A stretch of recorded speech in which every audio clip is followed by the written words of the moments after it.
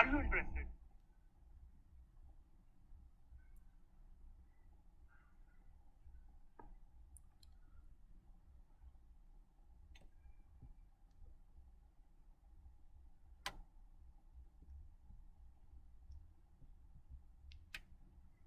Good morning, students.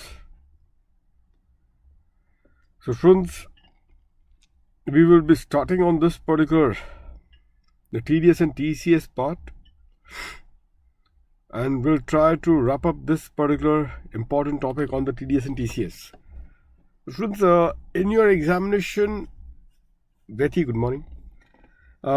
Students, so far as TDS and TCS is concerned, you people also are aware. Now, there are three types of questions that you can expect in your examination. We will look into that. I'll just give you a broader aspect. One is your MCQs, for sure.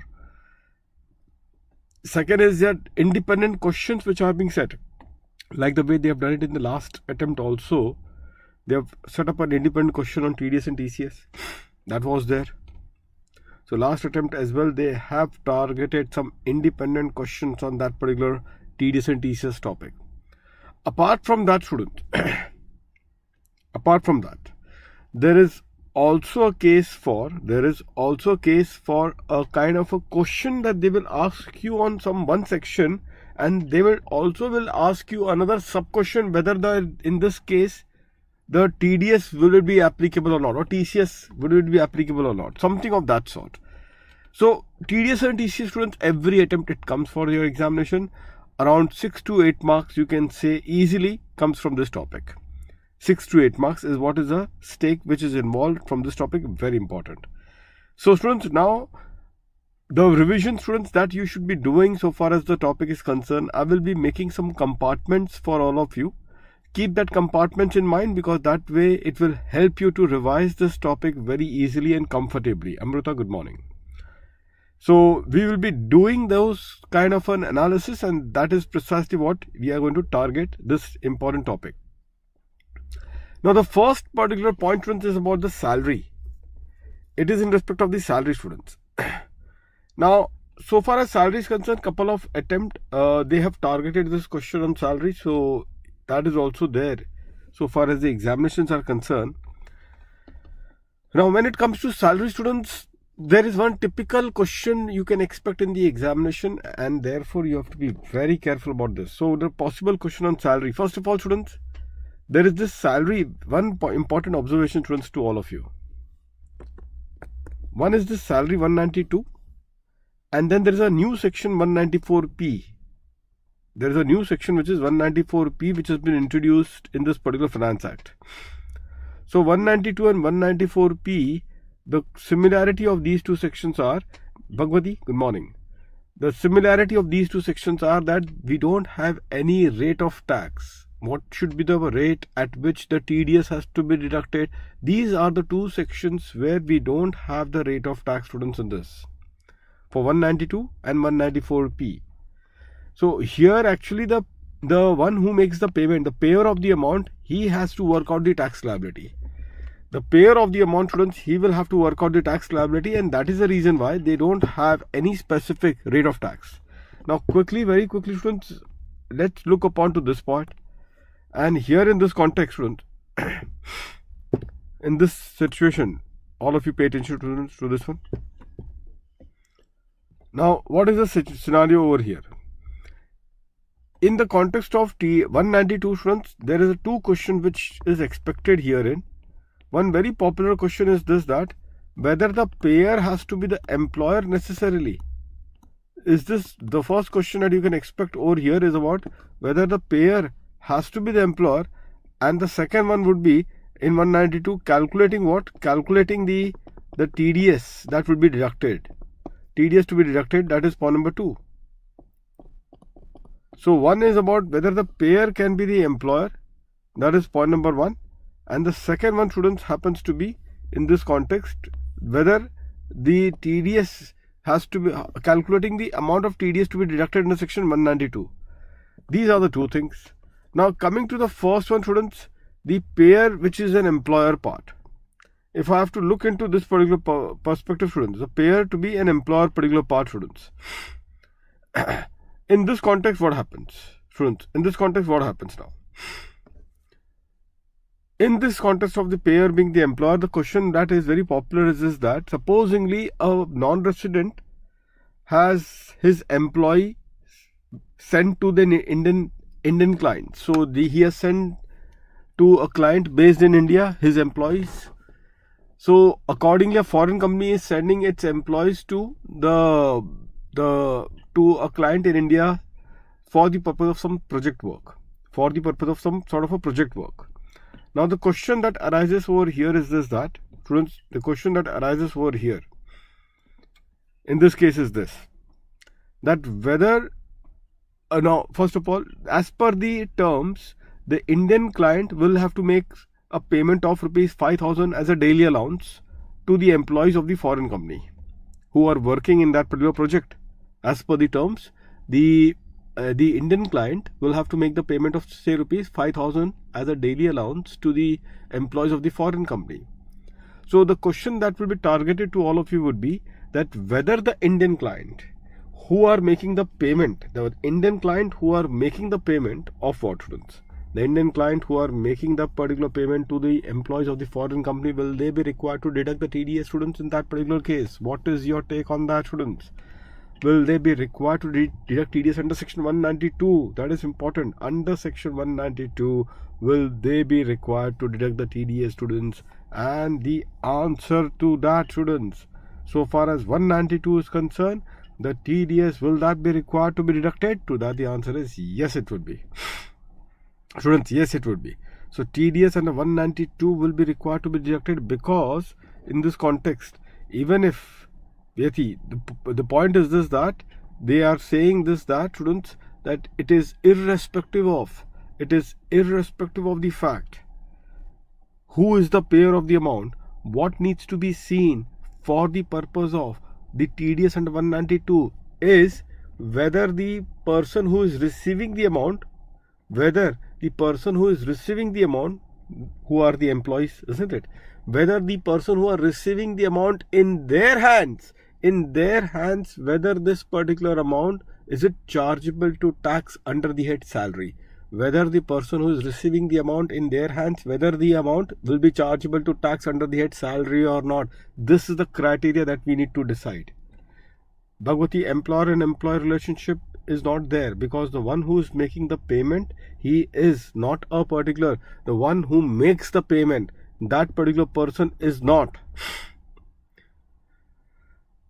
a employer of that particular the employees of the foreign company. They are the client, they who are the one who are making the payment. So there is no employer and employer relationship in this case between the payer and the payee. The payer is an Indian client, payee is the employees of the foreign company. But what has to be seen, students, is this, that primarily, that in this context you can just quickly write that the payer need not necessarily be an employer, sorry. Quickly write this, students. What is to be seen is whether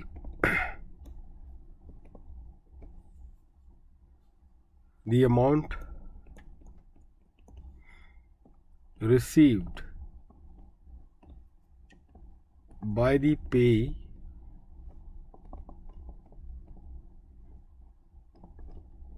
is chargeable. I'm writing about one. Is chargeable under the head salary. Under the salary. This is the only criteria that needs to be seen. I hope that every one of you are clear with this one now. This is the only criteria, students, that needs to be seen. So if the amount which has been paid, students, the payer need not necessarily be an employer. What is to be seen is whether the amount received by the payee is chargeable under the head salary. Chargeable under the head salary, students. Is that clear to all of you?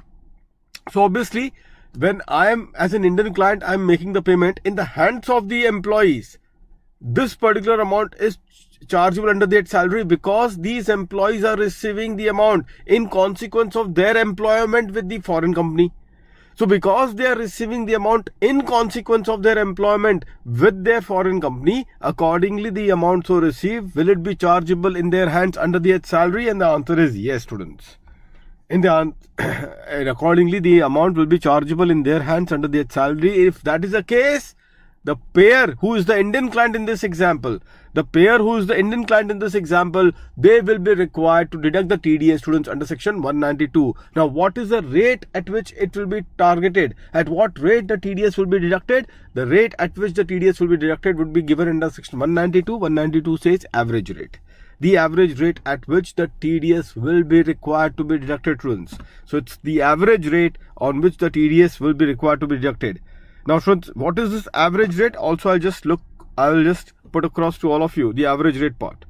Now, here, students, obviously this average rate you need to calculate. Yes, slab rate you have to calculate, but how you calculate it? Students, actually you have to calculate the payer of the amount. He will have to work out the tax liability of this particular employee. He will have to work out the tax liability. Now, there are some conditions you have to be very careful, because in couple of attempts they have also asked the question herein. The employer need to consider income from any other head and should not consider loss under any head other than the house property. So he will have to take into account, the employer will have to take into account all the income of all the other heads and also the losses, but except the losses. Only one loss he can take that into account, and that is the loss under the house property. All the other loss, anyway, students, the business loss and all, we all know it cannot be set off from salary income. Also, we do know that the capital gains loss is not eligible for any interhead adjustment. The capital gains loss is not eligible for any interhead adjustment. So that is already a settled position. We don't have to really be bothering about the same, isn't it? So this is how the things has to be looked upon. So I hope that all of you are clear with this particular point now, every one of you. So just keep this particular point in mind. Now, there is one more point which is important for computation, and this is this. Students, many a times what happens is this, that the employer is paying the non-monetary perquisite to the employer. The employer is paying a non-monetary perquisite to the employee, like for example, rent-free accommodation. So that is a non-monetary perquisite. Now, in many times the employer agrees to pay the tax on that particular non-monetary perquisite. Many a time, students, the employer agrees to pay the tax on that non-monetary perquisite. So if the employer agrees to pay the tax on that non-monetary perquisite, students, in that particular case, what we will say, that tax is also an obligation of the employee met by the employer. So even that becomes a case of a perquisite, isn't it? The tax portion is actually an obligation of the employee but met by the employer. So even that tax portion borne by the employer will be considered as the income chargeable under that salary. But whether there is an exemption which is available to the employee, and the answer is yes, the employee is eligible for an exemption on that portion of the income, which is nothing but the tax on the non-monetary perquisite borne by the employer. So this particular income, which is the tax portion borne by the employer, this income is exempt. This income is exempt. I'm not talking about the perquisite value of the non-monetary benefit. I'm not talking about the perquisite value of the non-monetary benefit. What I'm only talking about is the tax on that particular non-monetary perquisite, if it is borne by the employer, is also a perquisite, which is also a perquisite in the hands of the employee. But this income, which is a tax portion of the perquisite borne by the employer, this particular income is exempt in the hands of the employee.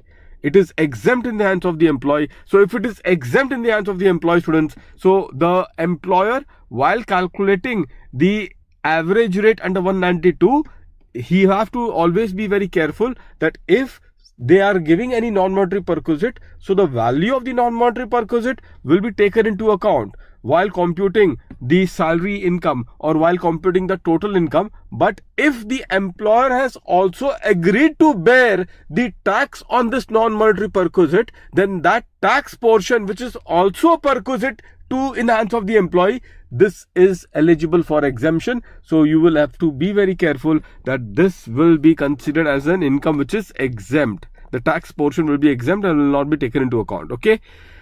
Now, students, the next particular part, be very careful. Now see, the sequence is really made in a fantastic manner. Students, see 194C to 194M together. All these sections, students, needs to be dealt together. From 194C, 194J, 194H and 194M. This is a compartment. This compartment should be done together, students. Now many a time, students, I always make a suggestion to all of you, students. TDS and TCS topic also should be revised smartly, because this is also one of the topic which causes a lot of concern. May so happen, students, going forward, primarily you may not get that much of time to revise TDS and TCS. Please take out a time and revise the compartment. Like for example, take 10 minutes time out and or 5 minutes time, 10 minutes time, and revise one compartment. So you can try to see, DT is a very huge syllabus, huge subject. And therefore, there is some sort of an intelligence or a smart way of revising your syllabus is very important. One of the smart ways, try to target a particular portion of the compartment together. If you do that, students, it will really be very, very helpful for all of you to really decode this entire thing. Let's have a look. 194C. You will see, sir, what is the logic behind why you're making this as a compartment? You'll come to know. Now, 194C is about the payment to the contractor or the subcontractor, students. I think all of you are aware of that. 194C is nothing but the payment to the contractor or the subcontractor. Now what they say, students, over here, payer is all the SSC except the individual HUF, AOP, BOI whose total sales or the turnover. Now in this case, students, here also there is a case for an individual. Here also there is a case for an individual, student, primarily in this context. So all the SSC except the individual. Now, if the individual, if they are the payer, if they are the one who are the payer of the amount or the HUF, then in that case, their last year turnover should be, the last year turnover or total sales should be what? Should be exceeding, students, should be exceeding more than 1 crore or rupees 50 lakhs. So, if that is exceeding, students, then the individual or the HUF will be liable to deduct the TDS. If it is not exceeding, then they will not be liable to deduct the TDS. Keep that in mind, because there are many sections which uses this thing about the individual and HUF, if they are the payer of the amount, whether they would come under the obligation to deduct the TDS. For that thing, we need to see the turnover or the gross receipt of the last year. If it is more than 1 crore in the case of business or more than 50 lakhs in the case of profession, then yes, they would then come under the obligation to deduct the TDS. 194C talks about credit or payment, whichever is earlier. Now what is the rate? We all are aware there are very 1%. Now this rate, now one more important point, students, this rate of TDS, students, which is there, you will find this section, and one more place, students, you will find one more section. So here the rate of TDS depends upon to whom you are paying the amount. The rate of TDS depends upon to whom you are paying the amount. This is very unique. Yes, Bhavati. This is very unique, students, in this context, because in all the cases of the rate determination in TDS section, it is based upon the payment. What is the nature of payment? That decides the rate of TDS. What is the nature of payment? That decides the rate of TDS. Here it is not about what is the nature of payment. We all know it is common. It is for works contract. But what is important is to decide the rate of TDS to whom you are making the payment. So if the payee in this case, happens to be an individual in HUF, if the payee in this case happens to be an individual in HUF, then the rate is 1%. And if the payee happens to be any other person, 2%. I am reminding to all of you one point again, students, over here, which is this, that in the one more section will come where the rate of TDS will depend upon who is the payee of the amount, who is the payee. And that is not dependent upon the nature of the payment. So there would be one section that will come, and therefore these distinctions are very important to always keep in mind. Anyways, next one, students, is about the threshold limit.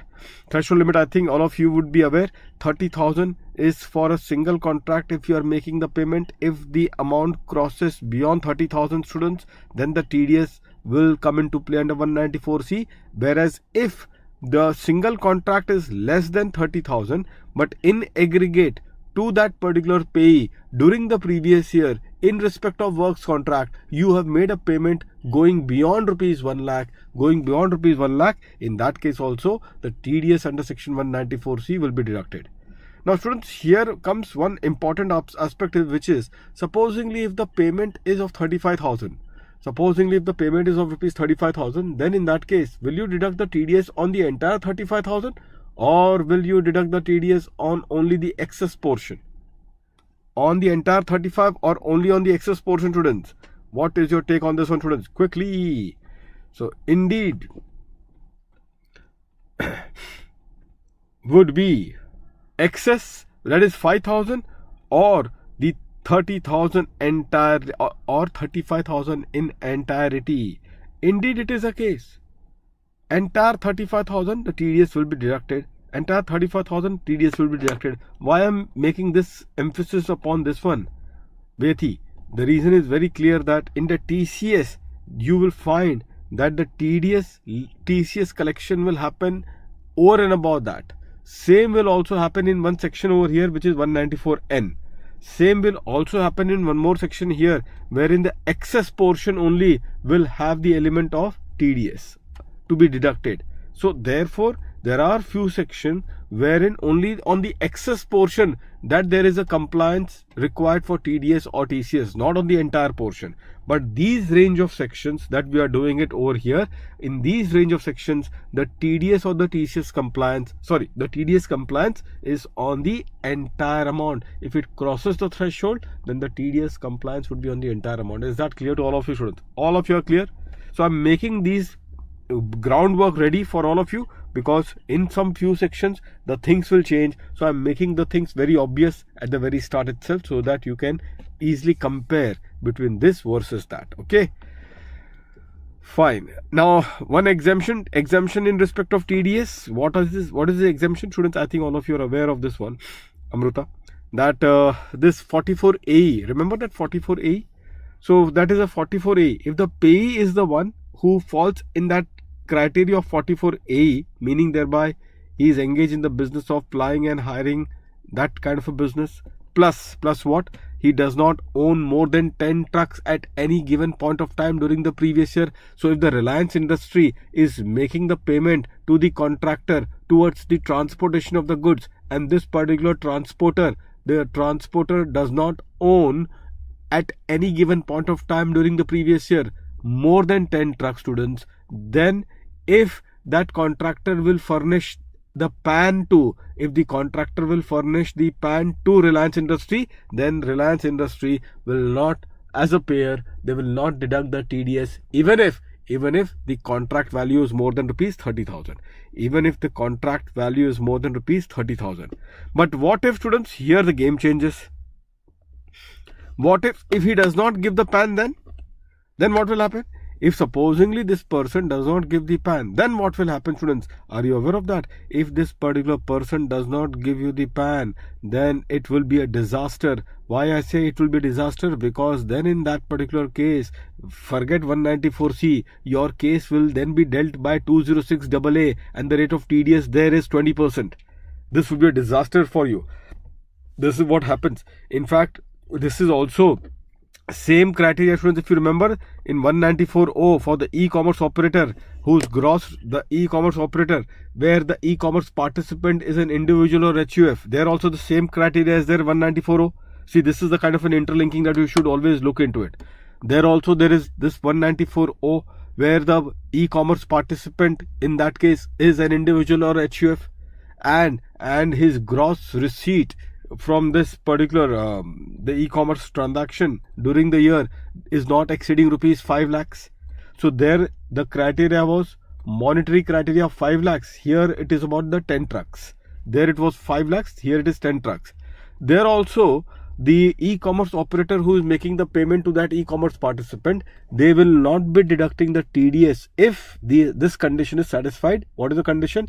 Individual HUF is the payee, the e-commerce participant, and the total gross receipt does not exceed rupees 5 lakhs. Okay.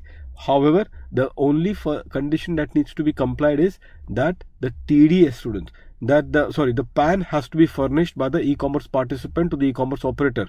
But let's assume that there is a default that has been made in this regard.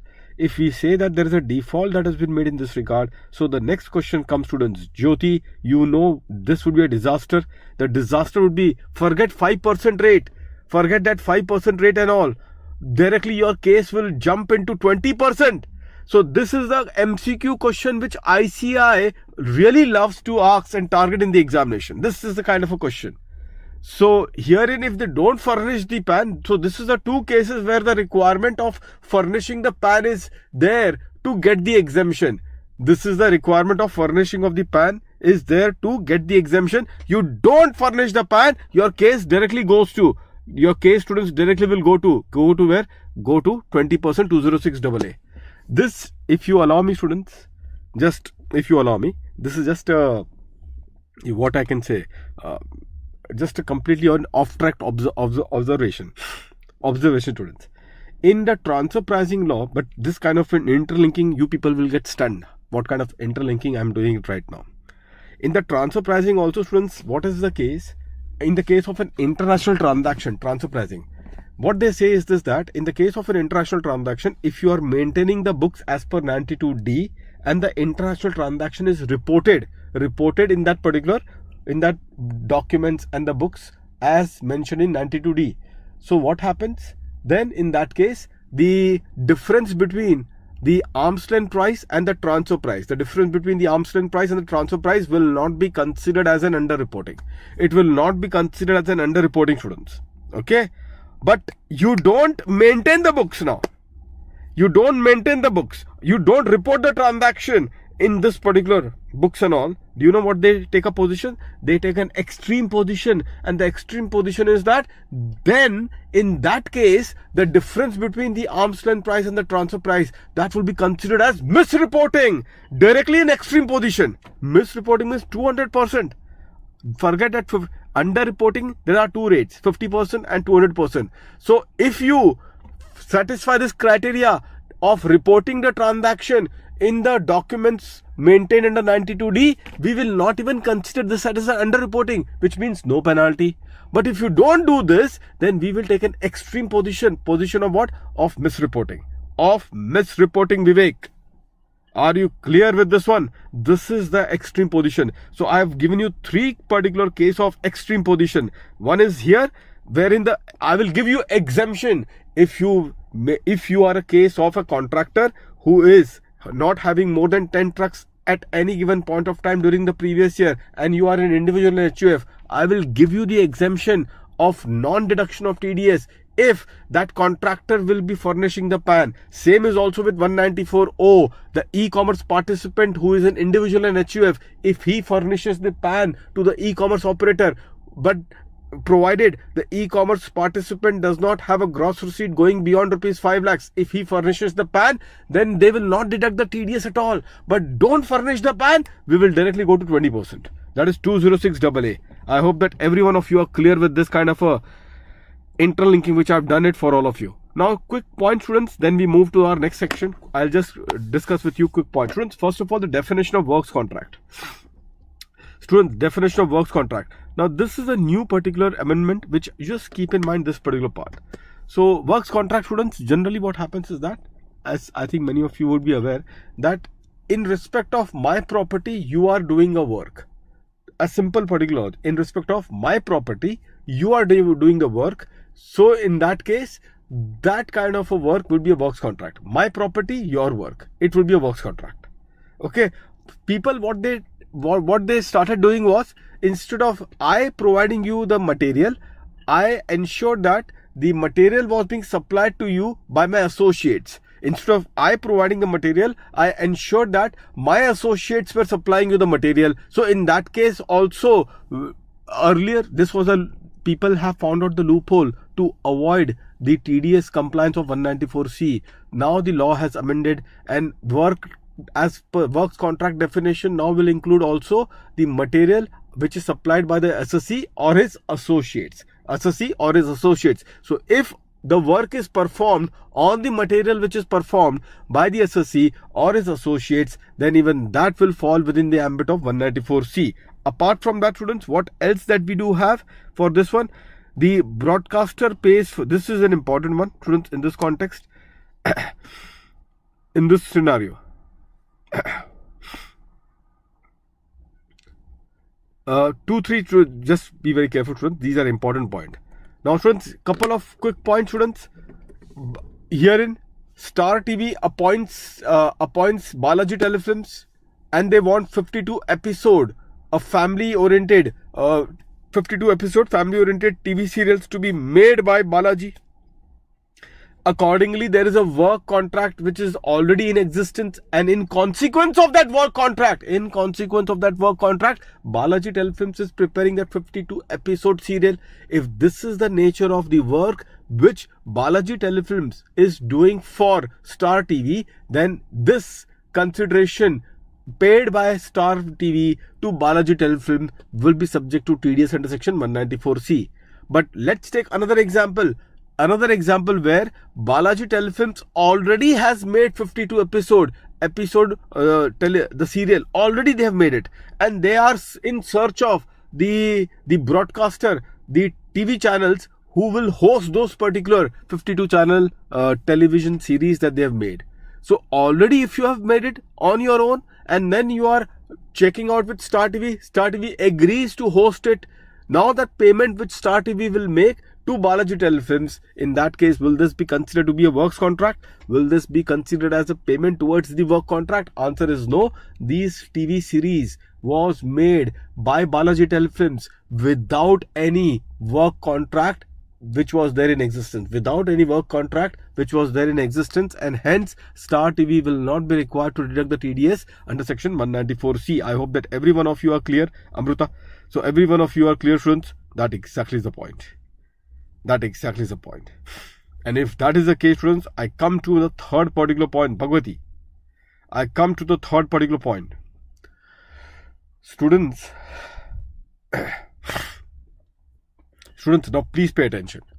Cold storage, again, very popular question that has been targeted, students. If supposingly in the cold storage facility, I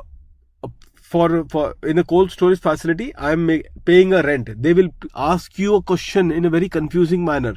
They will say that I am paying rent for payment for the cold storage facility. Paying a rent. Okay, so whether the rental which I have paid for depositing my goods in the cold storage facility, whether that rental payment, will it be subject to a TDS under 194I or under section 194C? TDS under 194I, Jyoti, or under section 194C, that will be the kind of a question that will be targeted in the examination. So they will confuse you by putting a nomenclature. Students, the nomenclature would be rent. Don't go by the name, go by the nature, go by the character. The TDS section, students, many questions, one question at least.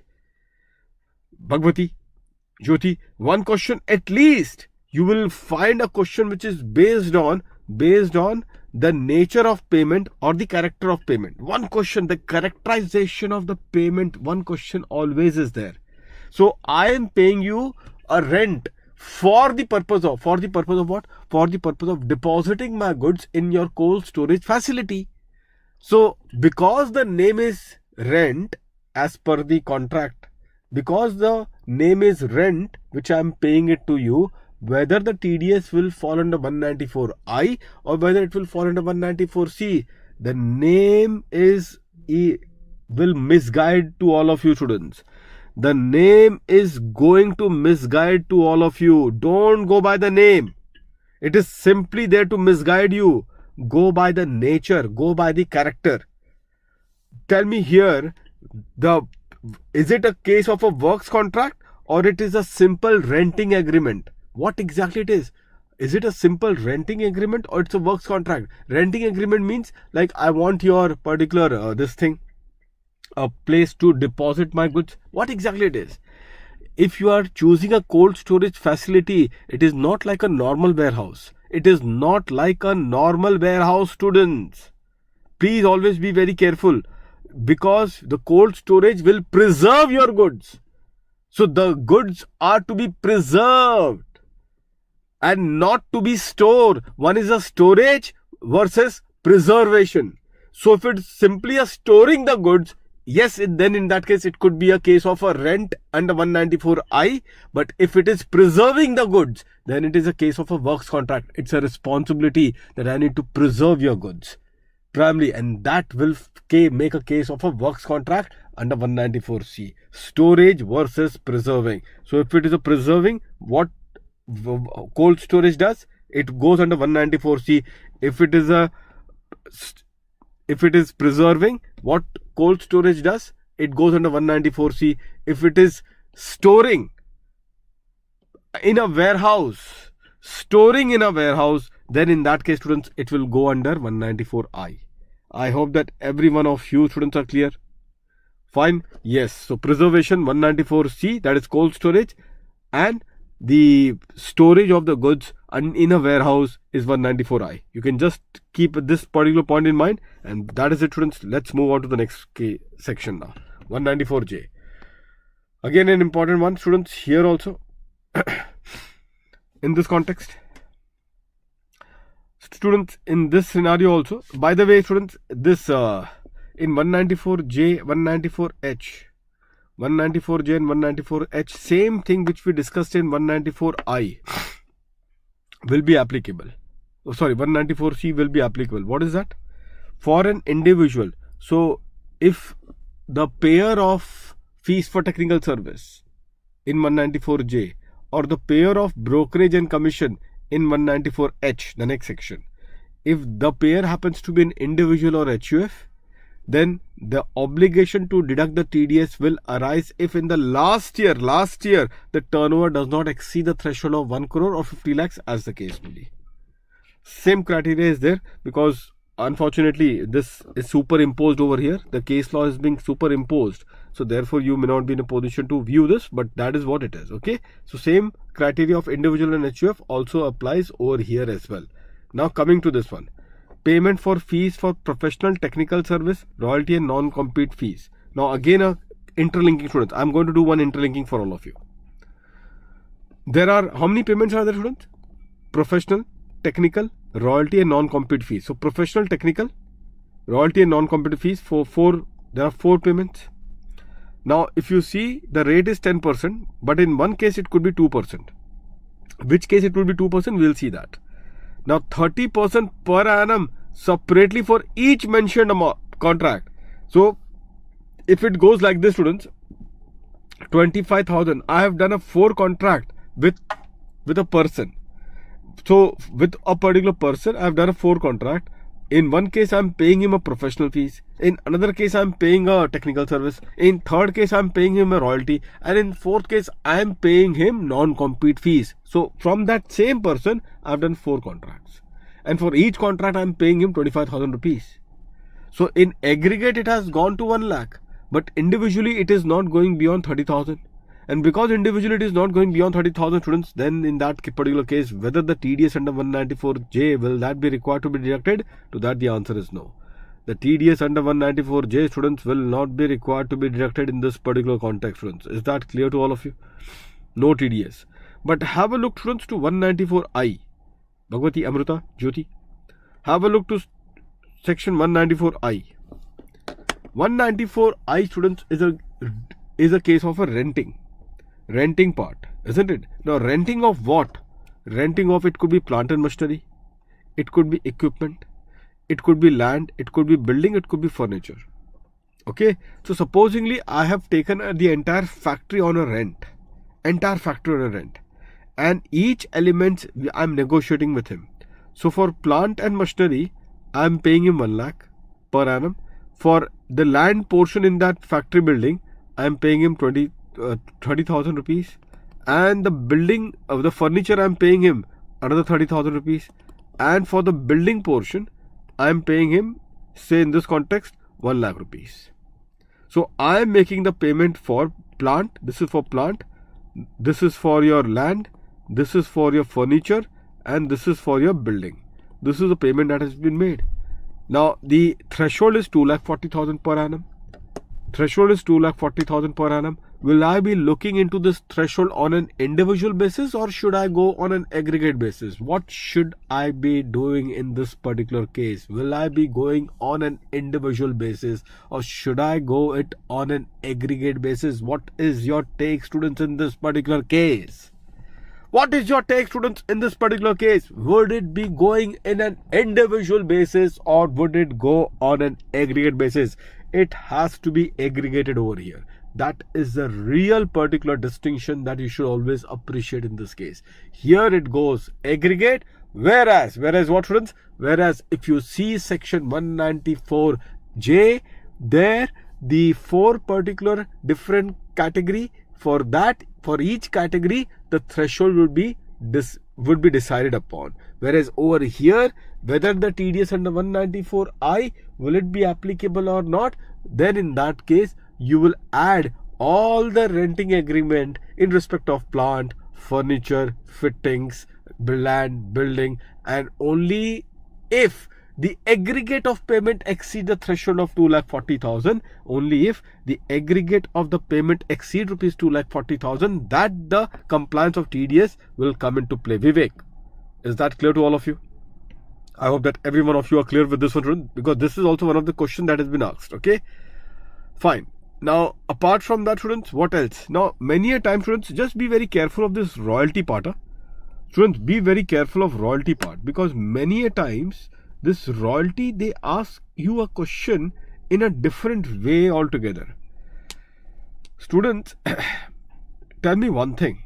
You have to be extremely very careful. Royalty, students, because in NR taxation, students, if you remember, we have discussed this NR taxation. And in NR taxation, we have discussed the definition of royalty, 916. So this royalty, students, always keep this definition of the revision lecture of my royalty definition, which I did with all of you. So always keep in mind about this royalty definition with this section 916. Always link this thing together. Always, students, link these two things together. Clear with this one, students? Because once, what happens in your question number 1 also, total income, I have seen this kind of a question about the TDS particular part. Because if it is a royalty and the payee has to be resident, but be careful, 194J, the payee has to be a resident here. The payee has to be a resident here. Because if the payee is a non-resident, then it is not 194J, it is 195. If the payee is a non-resident, then it is not 194J, it is 195. But if it is a resident to whom you are making the royalty payment primarily, then you have to ensure that the TDS under 194J is deducted. Why I am making so much of emphasis, I'll tell you also. Students are, see, when the students are doing 194J, they know that there is a royalty in this. They are very clear of that point, not a challenge. But the moment they have to do a total income question, at that point of time, their mind is only thinking 194J as professional technical service payment. Then they forget royalty. This is what you people do. I'm telling you, you also know this is not for me. I think you are talking for someone else. I'm talking only for you only. Well, sir, please, can you name that candidate? What is your name? You know your name? Or should I be telling your name also? So, when you do 194J at that particular point of time, at that stage, you know that you know everything. That time, you know professional fees, technical services, you know royalty, you know non-compete fees. But the moment ICI will give you the question in total income, and there is a royalty payment which has been given as something of that sort, then suddenly your mind does not work like that. In 194J, what is covered? Then you will think, okay, 194J only what is covered is professional fees and technical service. This is incorrect. This is the point, students, over here. So therefore, students, in this context, be very careful in this particular point. I hope that all of you are clear with this one. And apart from that, I have already told you about what exactly it is. 916 is what it is. Fine. So with that now, students, just be very careful about this. One last point which is to be considered over here is, students, couple of quick points, students. Every one of you are clear with this one? Any doubt? Please do ask me on this one. Now, one last point which has been there, students. if this particular service, personal services, as you all are aware students, if I am taking this personal services, if I am just taking this as a personal services students, then no TDS will be deducted. No TDS will be deducted. Same is also with 194C. If the services which I am taking is personal in nature, then again there will not be any TDS that will be required to be deducted. Okay. 2% rate students, if you see the 2% rate, can you see this 2% rate? 2% rate, two places. Which are the 2% rate on 194J? One is the business and operation of call center, and the second one for 2% students is, this is the second particular one.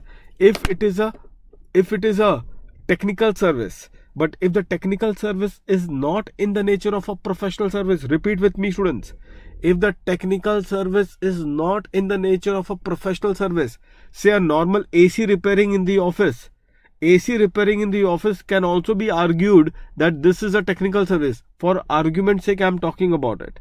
That somebody can argue that the AC repair which I am doing it in the offices are also a technical service, but they are not in the nature of a professional services. Now, somebody will ask you, sir, how do we know it is a professional service or not? Just check 44AA. Just check 44AA students. In 44AA, there is a list of specified profession that has been given to you. So check whether this sort of a service, does it falls under that particular category. So if it is in the nature of a technical service, but not in the nature of a professional services, then in that situation, the TDS rate will be 2% at par with that of works contract of 194C. At par with that of 194C. So this question you can expect in your MCQ, where they can categorically say that it is a amount paid for technical service. Amount which has been paid for technical services students. And if it is an amount which has been paid for a technical service but not in the nature of a professional service, so students, be very careful. The rate of TDS that you will do in this case would only be at 2% and not at 10%. Is that clear to all of you students? Just keep that point in mind students in this context. I hope that every one of you are clear with this one. So call center and a technical service which is not in the nature of a professional service. Come to the next one students, 194H. The brokerage and commission. Now, first of all, as I was telling to all of you, and I'm repeating this point again and again, students, always go with the characterization of the payment. Because you people just made a mistake 5 minutes before. You people had made the mistake between rent which is paid for cold storage facility, whether the TDS will it be under 194I or whether it will go under 194C. You people made the mistake. You went with the word rent. What did I told you? Never go with the what is the name of the payment. You have to go with the nature of the payment. You have to go with the characterization of the payment, the character of the payment. So when it comes to brokerage and commission students, be very careful. You have to see, is there a principal and agent relationship or not? Only when there is a principal and agent relationship that exists in the contract, that the payment which has been made, will attract TDS under section 194H. Now many students are confused with this term. What do you mean by, sir, principal and agent? Principal and agent means if I am an agent, I am wholly or I am mainly working for you. If I am wholly or if I am mainly working for you, then yes students, I am working like an agent for you. And if that be the kind of the work which I am performing mainly or wholly for you, then in that case, whatever amount that you pay to me, on that amount you will be required to deduct the TDS under section 194H. Whatever amount that you will have to pay to me, you will be required to deduct the TDS under 194H. Again, I will try to interlink with what we have done in non-resident taxation. Although I am repeating this, here the payee has to be a resident. Okay, but one very important observation students, one very important observation in NR taxation which we have done in 911. If you remember, the non-resident will have a business connection in India if he has his agent in India who is working mainly or wholly on behalf of non-resident in respect of some specified activity. If that agent is working mainly or wholly on behalf of non-resident in respect of some specified activities, then that non-resident will have a business connection in India. However, if we make a twist in this question and we say that no, this agent in India is independently acting in the normal course of his business, independently acting in the normal course of business, then in that case, the non-resident will not have a business connection in India. Okay, so there is no principal and agent relationship that exists if the agent is acting independently and not on behalf or mainly for that particular non-resident. In that particular case, the non-resident will not have a business connection in India. Similar is the observation over here also, that when you talk about the TDS under 194H, that is the payment that you are doing is in the nature of a brokerage or commission. You will have to see whether on that particular contract is there a principal and agent relationship that exists or not. Again, I'm repeating this. Principal and agent relationship would mean that that particular agent should mainly or wholly should be working on behalf of the principal. Please don't get misguided with the word agent. The way 5 minutes back you got misguided with the word rent, you should not get misguided with the word agent. They will say to you that he is paying the amount to this particular agent. Anyone can be agent, but is this agent performing mainly or wholly on behalf of the principal? Or is he acting independently? If he is acting independently, then 194H is not applicable. Now, there are a couple of quick examples, students, which IC has covered. I think you may also be aware of it. And that example is this. Students, supposingly, there is an agency, an advertising agency to whom you are approaching. So, you people are approaching, or you are a Coca-Cola company and you are approaching to an advertising agency and you want to put up the ad of Coca-Cola new brand in various TV channels. So you will decide, and he will not tell you which particular TV channel you should be going with. He will say that, look, you decide which TV channel you want to go with. I will get you the things done. So he is putting the onus on you to decide. He is not pushing for any TV channels. If he is not pushing for any TV channels, he is not acting for any TV channels. He is not acting for TV channels. And if he is not acting for any TV channels, then in that case, he is acting independently. He is acting independently. So now you have decided that the Coca-Cola ad should go in this 10 TV channels. Fine. He will take 1 crore from you and then he will make the payment to all these TV channels and he will make the payment of say rupees 90 lakhs. The 10 lakhs difference stays with him. The 10 lakhs difference stays with him. Will it be considered as a commission on which TDS under 194H will it be deducted? Answer is no. This cannot be considered to be a commission on which 194H TDS will be deducted for the simple reason which I have explained to all of you, that he was not acting for any TV channels. So he was not acting for any particular TV channels. He was acting it independently in his normal course of business, and hence this 10 lakhs of the amount which he retained, maybe you can say this as a commission, maybe you can refer this as a commission, but this commission will not be subject to a TDS under section 194H. So nomenclature, students, in TDS chapter, nomenclature is not important. What is important is the characterization of the payment. What is important, students, is the characterization of the payment. Is that clear to all of you? Every one of you are clear, students, in this case? Apart from that, students, transaction related to buying and selling of securities, this is out from the game. Okay, so no TDS on this one. So that is also there. I was discussing with you, students, the cases for incentives given. Yes, Jyoti, yes. Incentives given to stockist distributors by SSE on principal to principal basis is not covered under 194H. But be very careful, one case law of Doordarshan, Prasar Bharati. Are you aware of that case law, Prasar Bharati, students? This is the only case law you have to be very careful. In the case of the Prasar Bharati, which is Doordarshan channel, that television channel, they actually appoint the agents to work for them. They actually appoint the agents to work for them. There are terms of the contract which are being there. There are terms of the contract, students, which are being there, which makes it clear that the way the incentives are being planned, that you reach to this particular, say, the way the incentives are being planned, the way the contractual obligations are created, the terms of the contract make it very clear that what Prasar Bharati is paying to their agents are in the nature of a commission which will attract the TDS under 194H, because these agents are mainly acting for Prasar Bharati in their case. They are acting mainly for Prasar Bharati. So what is the role of this agent? They will go to all the companies, get the advertisement and give it to Prasar Bharati, and that's exactly what happens in this case. I hope that every one of you are clear with this one, all of you. So this is what it is, friends. 15,000 is a threshold amount, rate of TDS is 5%, and that exactly how it will go in this regard. With this 194M, by the way, students, you tell me one thing. This is a very silly question, but still I just wanted to ensure to ask you this.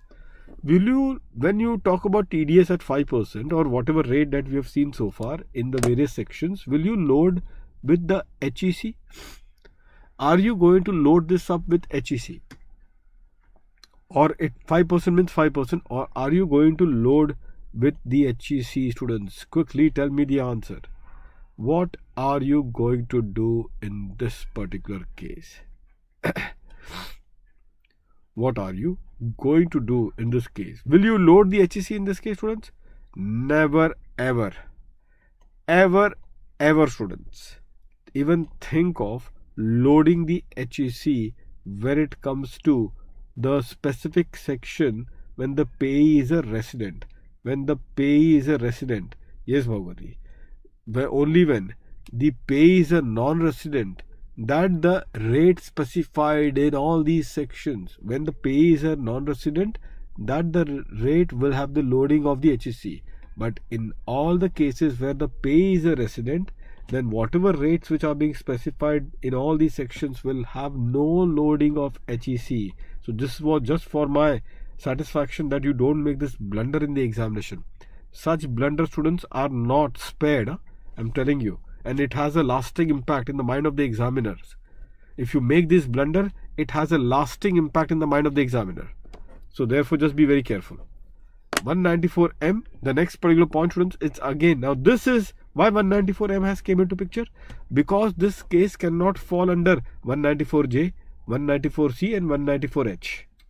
And why it will not fall under 194C, 194J and 194H? There is a peculiar reason, students. Number one, the payer is an individual or an HUF whose turnover in the last year is not exceeding the threshold limit of 1 crore or 50,000, but they are making a very high value transaction. They are doing a very high value transaction. That is the case.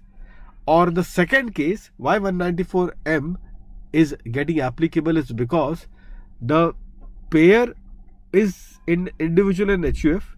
The payer, students, is individual and HUF, and they are making personal payment. They are making a personal payment which is not covered under 194C, 194H and 194J, but that payment is going beyond. This is again a very high value payment.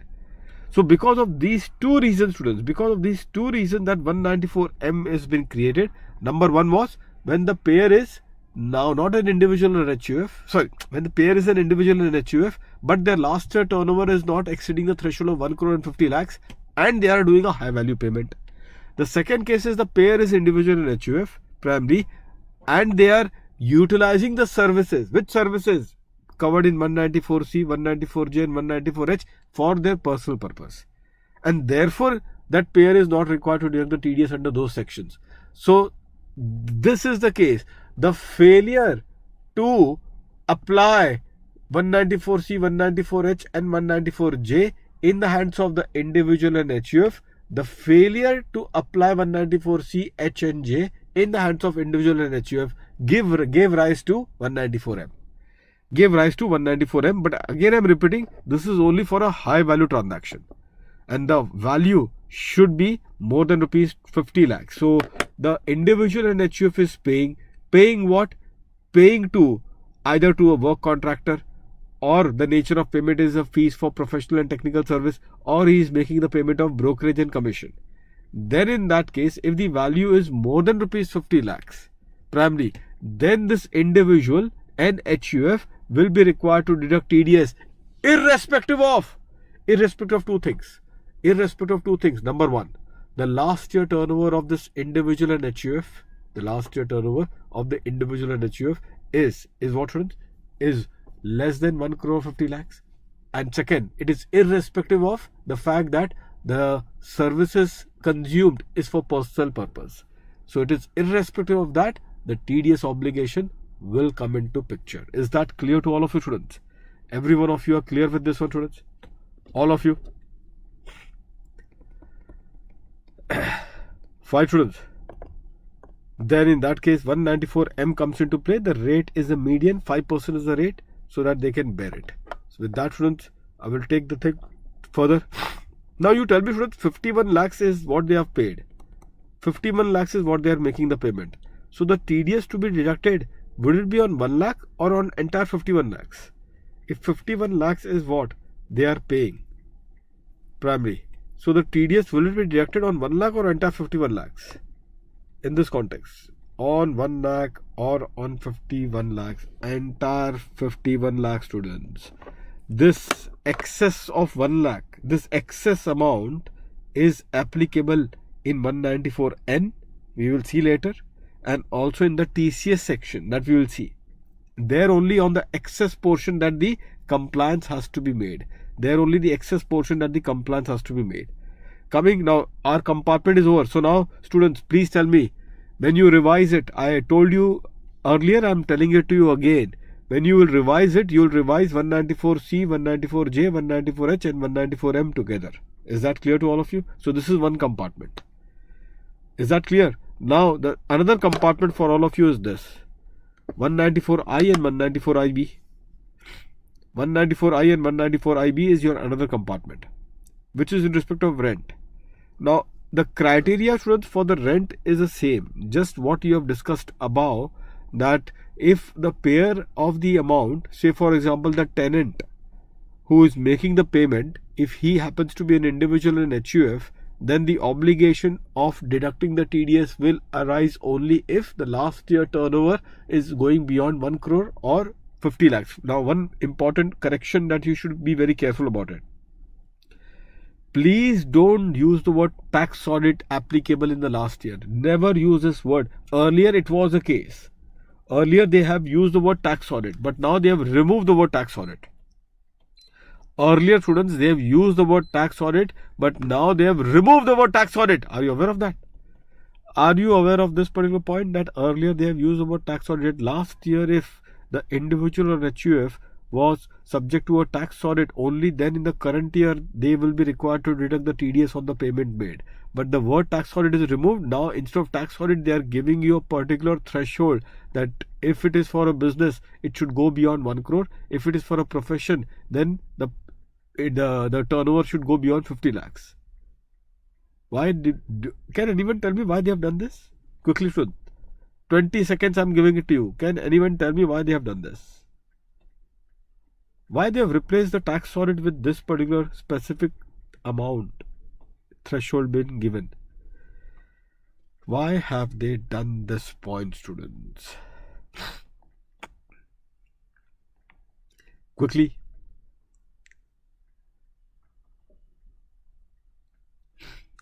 Why have they done this thing, students? Quickly, students.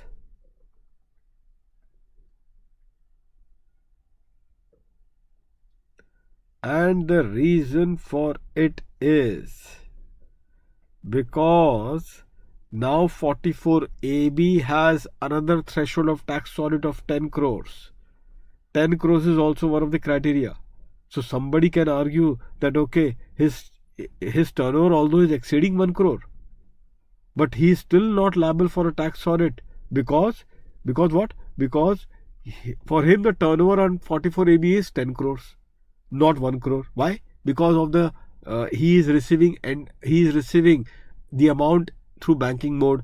He is making the payment also through banking mode. So for him, in that case, somebody can argue that 44AB is not applicable. And because 44AB is not applicable, therefore he is not required to deduct TDS, even if his turnover may be say 7 crore, 8 crores. because tax audit is not applicable. Why tax audit is not applicable? Because in 44AB, his situation falls under the 10 crores threshold, not 1 crore threshold, because everything is through bank, whether it is receipt or payment. So for an argument purpose, it becomes a case study wherein he is having a turnover of more than 1 crore, but less than 10 crore, and still 44AB not applicable because of the reason which I have mentioned to all of you.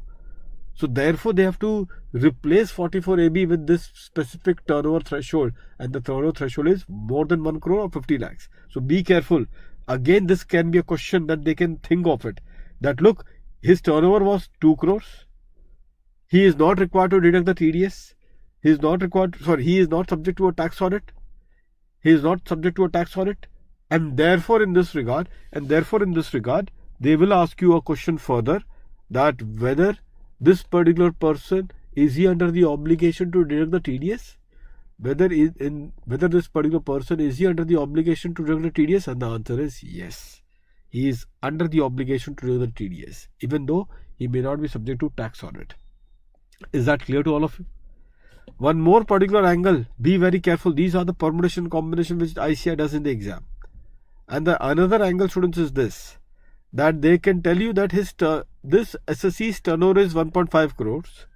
This SSC's turnover is 1.5 crores, and he has taken the presumptive taxation 44AD, and he has taken the presumptive taxation of 44AD. So if his turnover is 1.5 crores and he has taken a presumptive taxation of 44AD, question therefore to all of you is whether the SSC who has opted for the presumptive taxation of 44AD, will he be required to deduct the TDS under these sections? Under these sections, his turnover is 1.5 crores. He has opted for 44AD. Question therefore to all of you is whether he will be subject to the TDS obligation on the payment that they have made. Will he or will he not? Quickly! Will he or will he not, students? Amrita. Will he or will he not? Jyoti. And the answer to that, students, is he will be under the obligation to deduct the TDS because his turnover has exceeded more than rupees 1 crore. That is the only criteria that we have to see in this regard.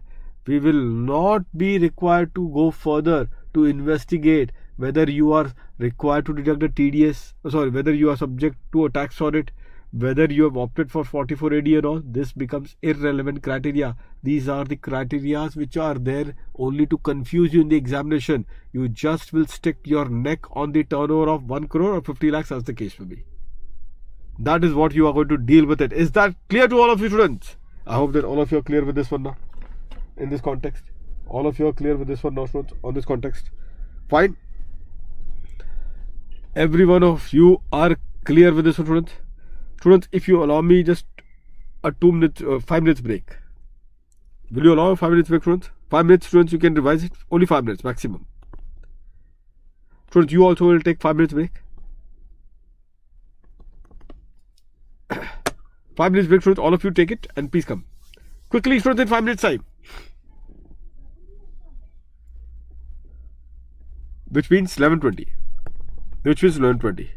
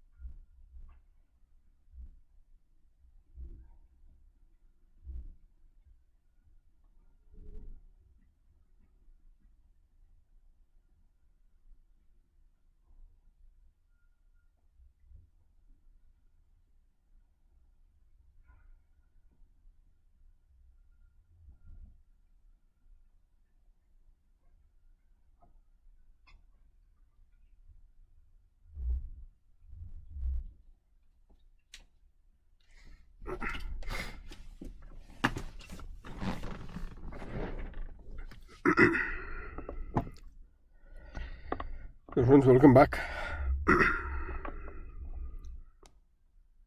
Amrita, Jyoti, Yati, Vivek, Bhavati.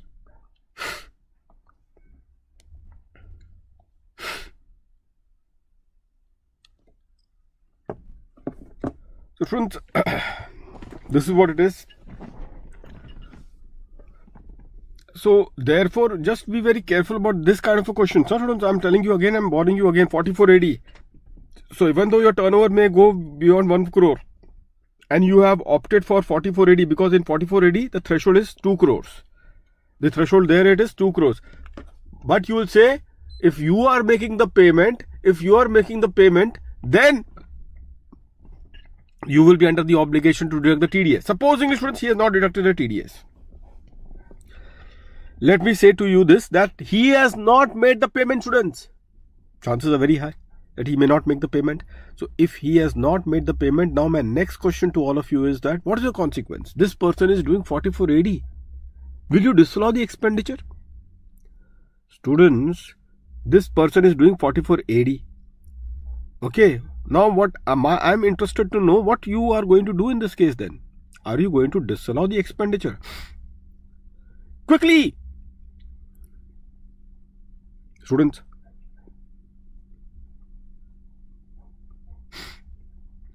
what are you going to do this case in this regard? Are you going to disallow the expenditure? Last 10 seconds, students.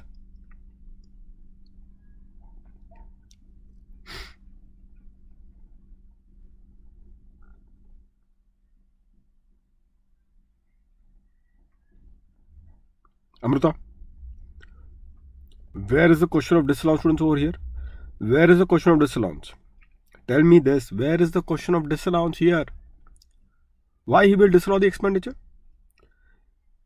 Jyoti, why he will disallow the expenditure? He will not disallow it 4480 presumptive basis. There is no question of disallowance.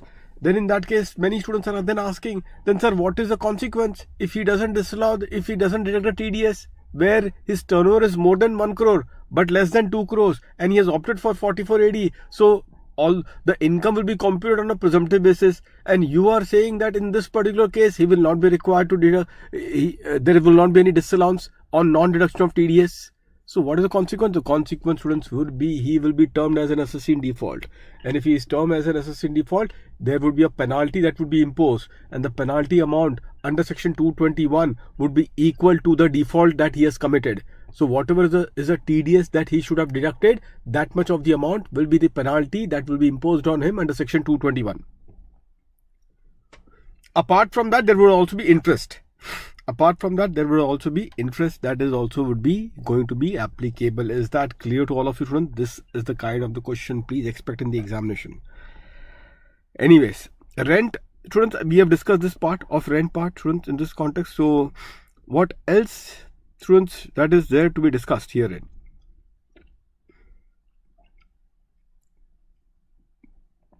Students, in this context, I've discussed this particular part. Here 194 IB, I will do the 194 IB over here. Rent on land or building. So please pay attention on this one. This is about rent on land and building. Now again, students, the problem is that if I'm an individual in an HUF, so if I'm an individual or HUF, okay, and I'm a salaried employee, so there is no question of the turnover going beyond this 1 crore or 50 lakhs as the case may be, because the turnover of 1 crore 50 lakhs is only in the case when the person is engaged in the business or profession. But what if I'm a salaried employee? Although my salary may be more than 1 crore and I am staying in a luxurious apartment on rent. I am staying in a luxurious apartment on rent where I'm paying a rent of say 75,000, 80,000 rupees per month. Where I'm paying the rent of 75,000 or 80,000 rupees per month. Therefore, the question is whether in that case the TDS under 194 IB will that be required to be deducted? The TDS under section 194 IB will that be required to be deducted in this particular case, students? To that the answer is that yes. Now be careful. Again the same thing what we discussed for 194M, that the failure to deduct the TDS under 194C, 194H and 194J led to 194M when it was a high value transaction of 50 lakhs above. Same way here also, the failure to deduct the TDS under 194I in respect of the payer being an individual or HUF, but the amount which you are paying is a high value rent, that led to the emergence of 194IB. The high value is how much? High value rent 50,000 or above per month, isn't it? So that is the case. Who is the payer? Individual and HUF. Why he cannot deduct the TDS under 194I? Because he is not having a turnover of 1 crore 50 lakhs as the case may be. He is not in that particular bracket. And that is the reason why, students, we have to look into this particular angle. Credit or payment, whichever is earlier, that is fine. The rate is 5% in this case. Perfectly fine. Not an issue at all. Thereafter, students, in this context, one important point. Now, there is another angle of TAN.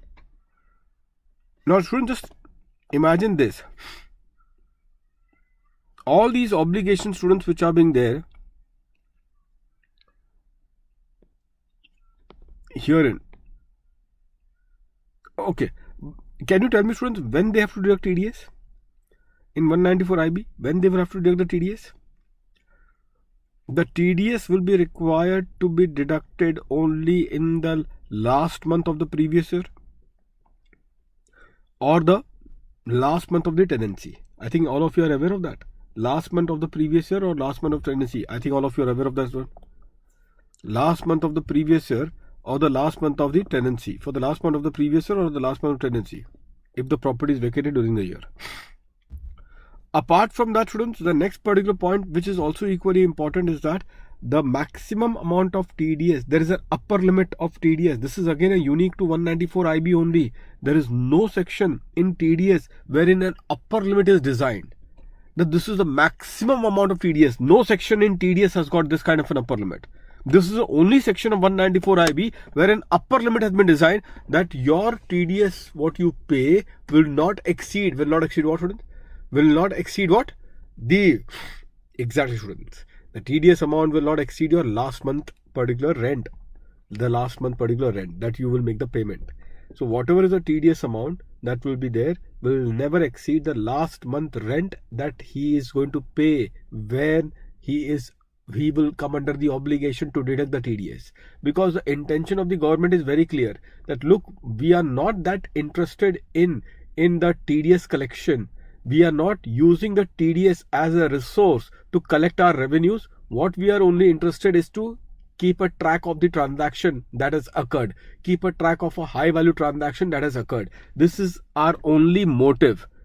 This is our only motive, to keep a track of the high value transaction that has occurred. So yes, if whatever, say March month rent, you are paying 60,000 rupees.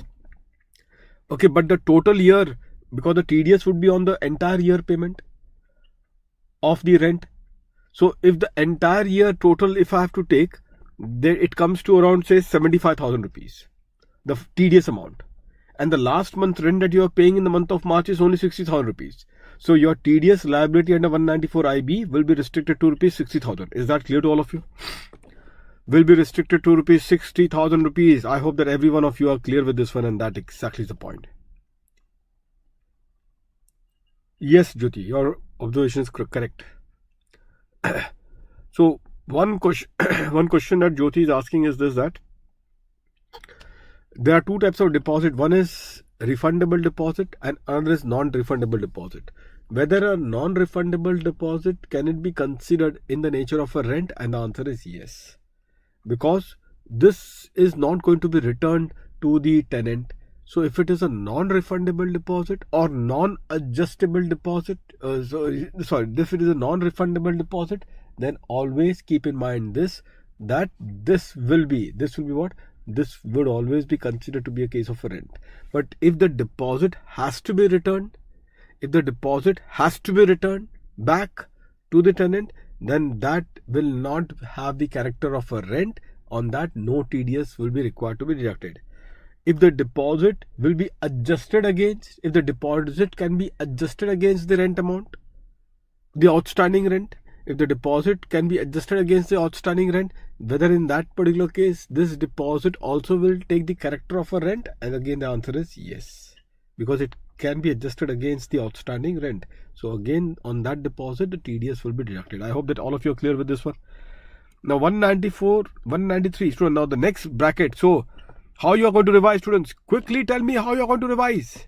So revision, students, as you all are aware, how you people are going to revise up till now, how many sections you are doing like this: 194C, 194J, 194H, 194M. 192 already is a separately, and thereafter, students, 194I, 194IB. Okay, these are the compartments. So up till now there are 3 compartments which I have taught you. One is 192 separately altogether. Second one happens to be 194C, 194H, 194J, 194M. This is another compartment. The third compartment was 194I, 194IB. And then the fourth compartment is 193, 194A, 194, 194K. This is my fourth compartment. 193, 194A, 194 and 194K, students. Now these are all about the interest. Thus interest on the securities. This is all about that. Now students, this is straight question. There is no question in this where they twist the fact. It is a very outright question. You just need to know. You just need to know, students. So first one, students, is your, they don't ask much of this one, but whenever they have asked in a very straight manner. Students, 193, interest on securities, the payer can be any person, the payee has to be the resident, rate is 10%. In every case, the best part is that, students, the rate is 10%. This is the beauty of the section. So the good part is the rate is 10%. Now, what is only to be focused in these sections is, and in which case the TDS will not be deducted. When you read this, students, you can write herein, for the interest or the income on securities, the focus has to be on what? The TDS will not be deducted. Only in that regard there will be focus. But then many students are fearing, sir, in that case the list is huge. I understand that, students. The list is very huge. So only what I marked for all of you, you just keep only yourself restricted to those markings. That should be sufficient. So no TDS on interest, students. No TDS on interest will be applicable. So no TDS on interest would be applicable. Can you see that? In all these cases. Now over here, students, my point is that just keep an eye on this debentures. On the debenture of a company, interest is payable to a resident individual HUF if it does not exceed 5,000. Okay, just remember only this. This much is sufficient. So if a company is paying an interest on debentures to whom? To say a particular individual HUF, and the amount is not going beyond 5,000, and obviously account paycheck, company will only pay through an account paycheck. Okay, so therefore in that context, no TDS will be deducted by the company. Only this point is what you need to remember in this case. Is that clear to all of you, friends? Now your burden is lessened. Feeling lighter, students, now? Yes, sir, relatively lighter. Fine. 194A, students, now in this context, interest other than interest on security. Now this is important. Now this can be any interest. So I have taken a loan, on that the interest is charged. I have taken a loan, on that the interest is charged, students. That is one. The other example can be, students, is about the interest on capital, something of that sort. So these are the examples of the interest other than the interest on securities. Same thing, students, 194A, same criteria. Which criteria? That payer can be any person, and in the case of individual and HUF, the payer will be required to be deduct TDS if the last year turnover exceeds the threshold of 1 crore 50 lakhs as the case may be, and the payee in this case has to be a resident.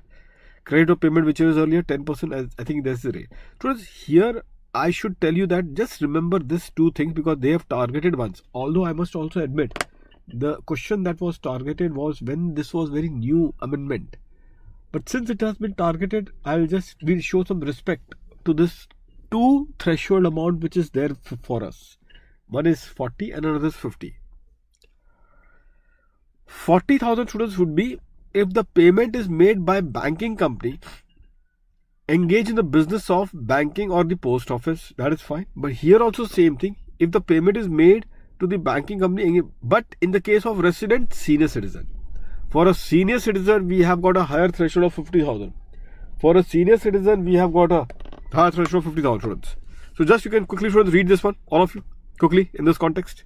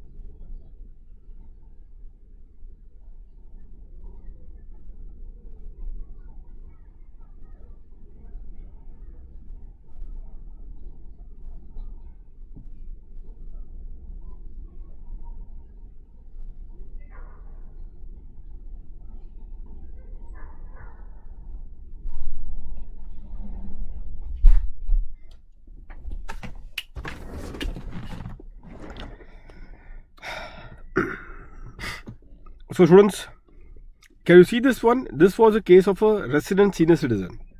There is one emergency at home, so I'm just trying to ensure that it does not affect my lecture, but still have to attend those calls. So students, over here, in the case of a resident senior citizen, students, this is the case where the threshold will be higher. So if the payee happens to be, who is the payee, students? The payee happens to be the resident senior citizen.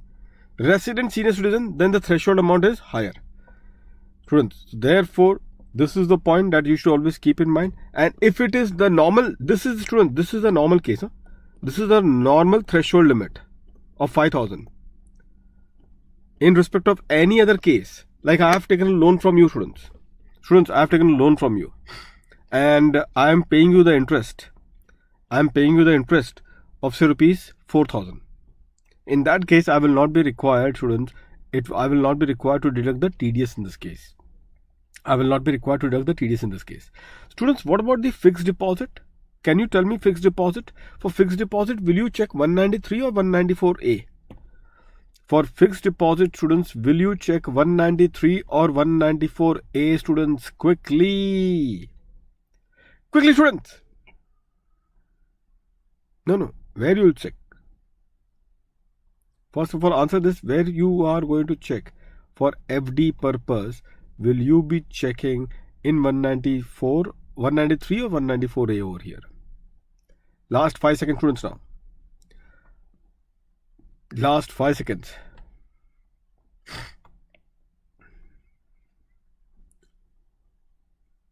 Shoti. It is 194A, Amruta. 194A is what you're going to check into it. I hope that all of you are clear. Now, my next question, therefore, to all of you is this. If I am getting an interest on FD of more than rupees 5,000, I am getting interest, Vyati. I am getting interest on FD of more than rupees 5,000, whether the TDS will it be required to be deducted or not?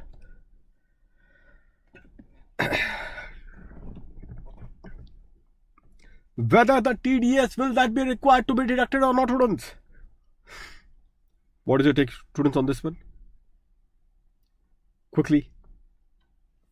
5 seconds, students. 5 seconds, quickly.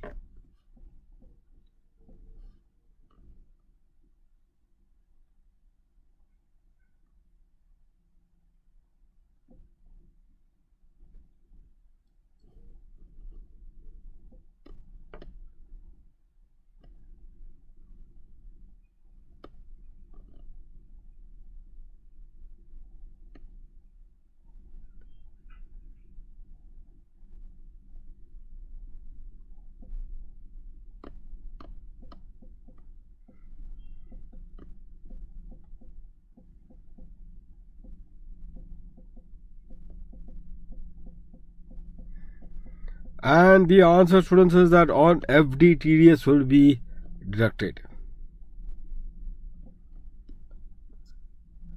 On FD, students, this will be required to be deducted, students. Is that clear to all of you? You'll say, sir, but how come?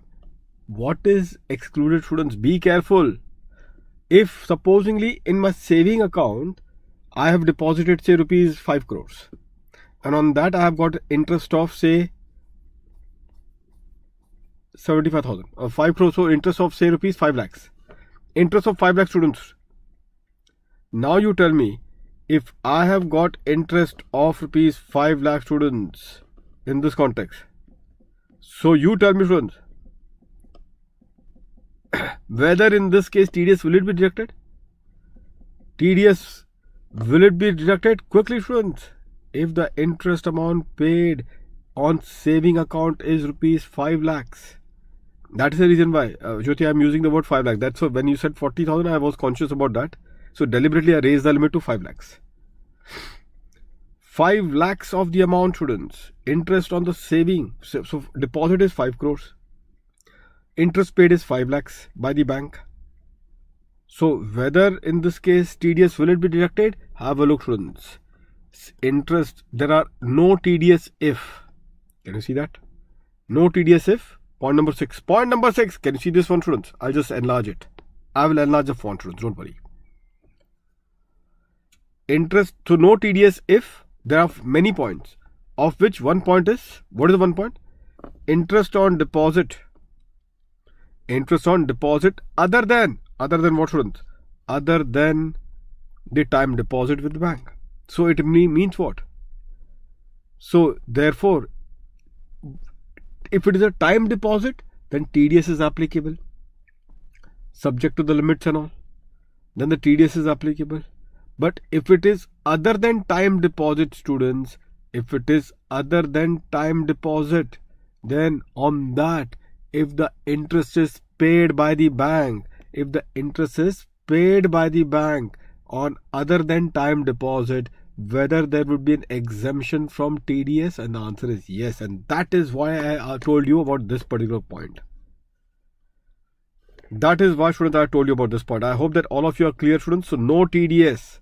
So be careful. Saving account and FD. Current account I am not writing because there is no interest at all.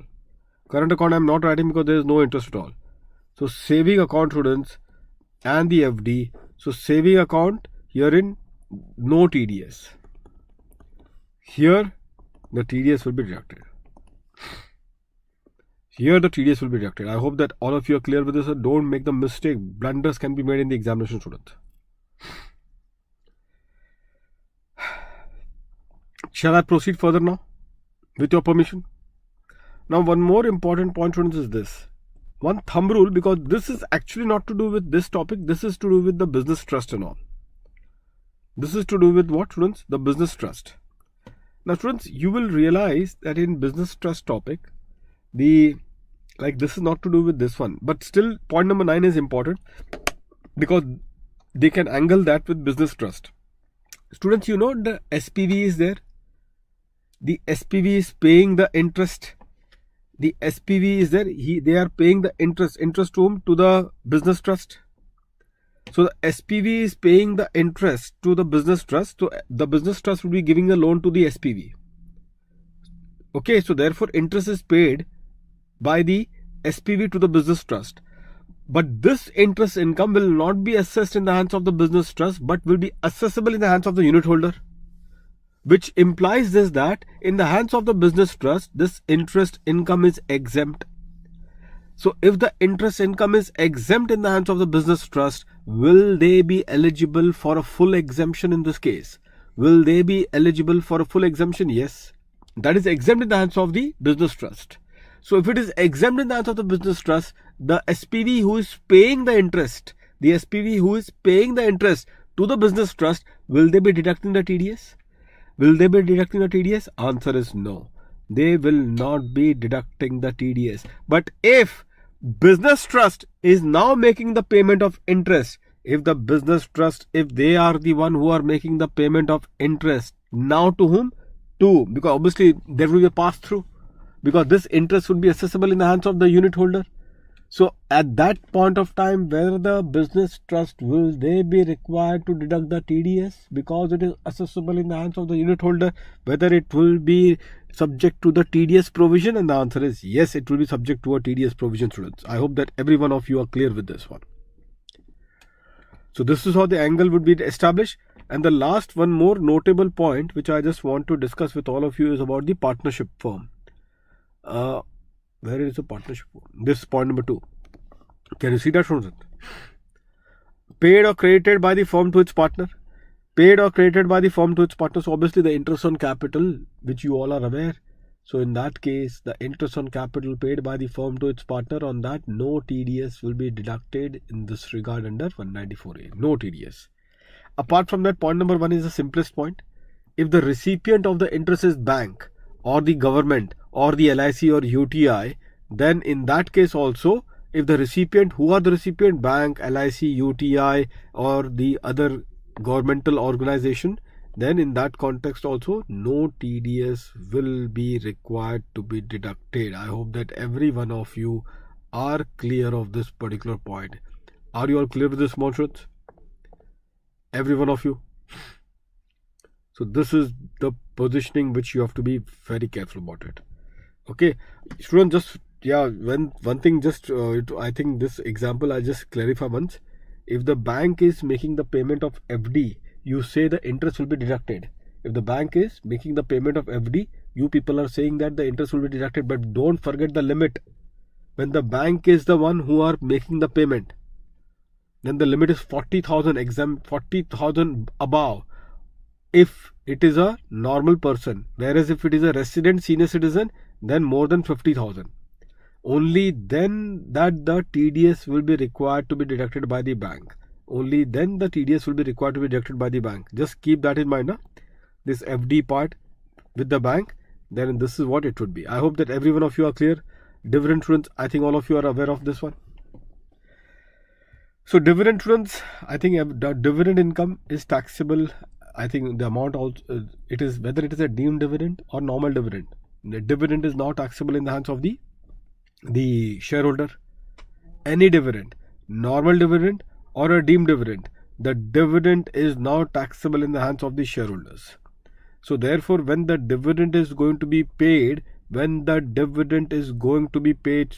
whether the TDS will that be required to be deducted? TDS will that be required to be deducted, students? And the answer is yes. TDS will be required to be deducted, students, in this case. And then in that case, 10% is the rate. Students, 10% is the rate, students, in this context. Fine. So that is the point which you should just be very careful about it.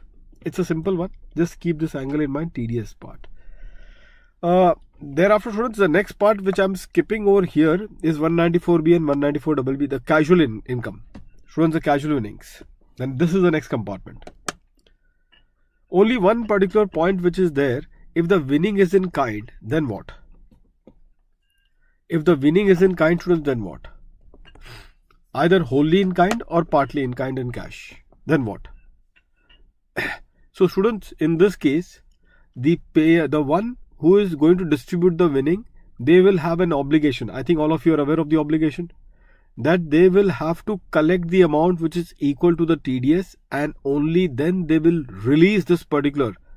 They will release. So either you collect the amount equal to TDS or you ask him to show the proof of payment.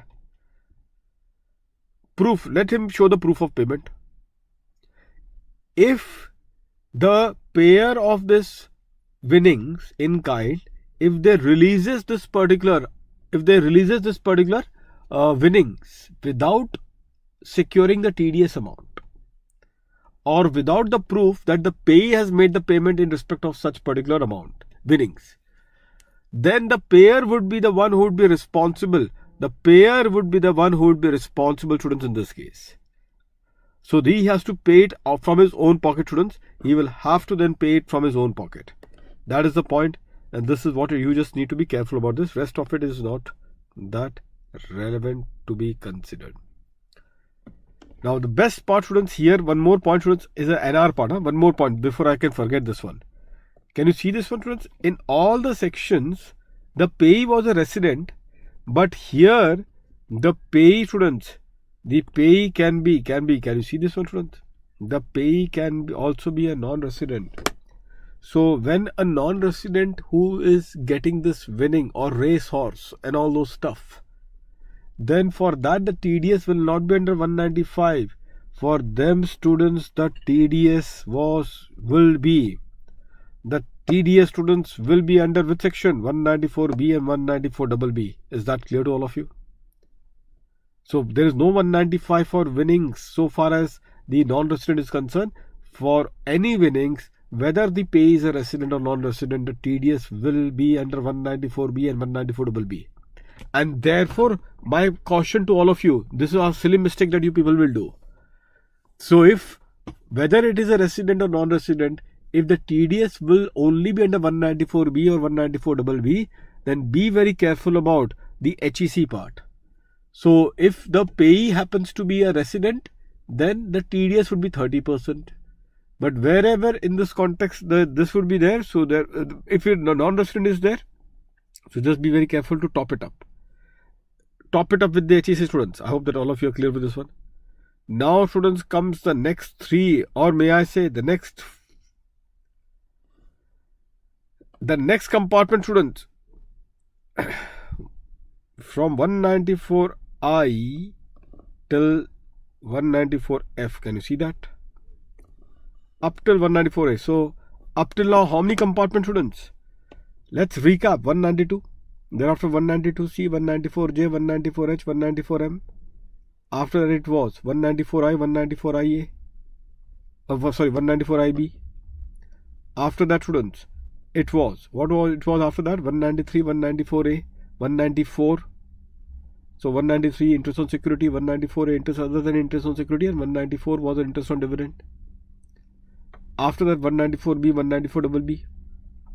Now the following payments which I am discussing with all of you are all the capital payments, meaning these are the capital payouts. So the capital amount is what is paid. Capital amount is what is paid, and on the capital payout or the capital expenditure, on that capital expenditure the TDS is required to be deducted. So which are the cases where on the capital expenditure that the TDS will be required to be deducted? These are the list. So these lists are essentially for the capital expenditure. 194IA, transfer of immovable property other than agricultural land.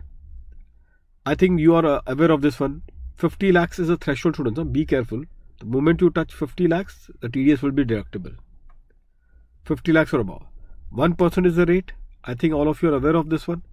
Now here there are 2 or 3 issues which are there to be considered, and therefore just let's look upon to these issues very carefully.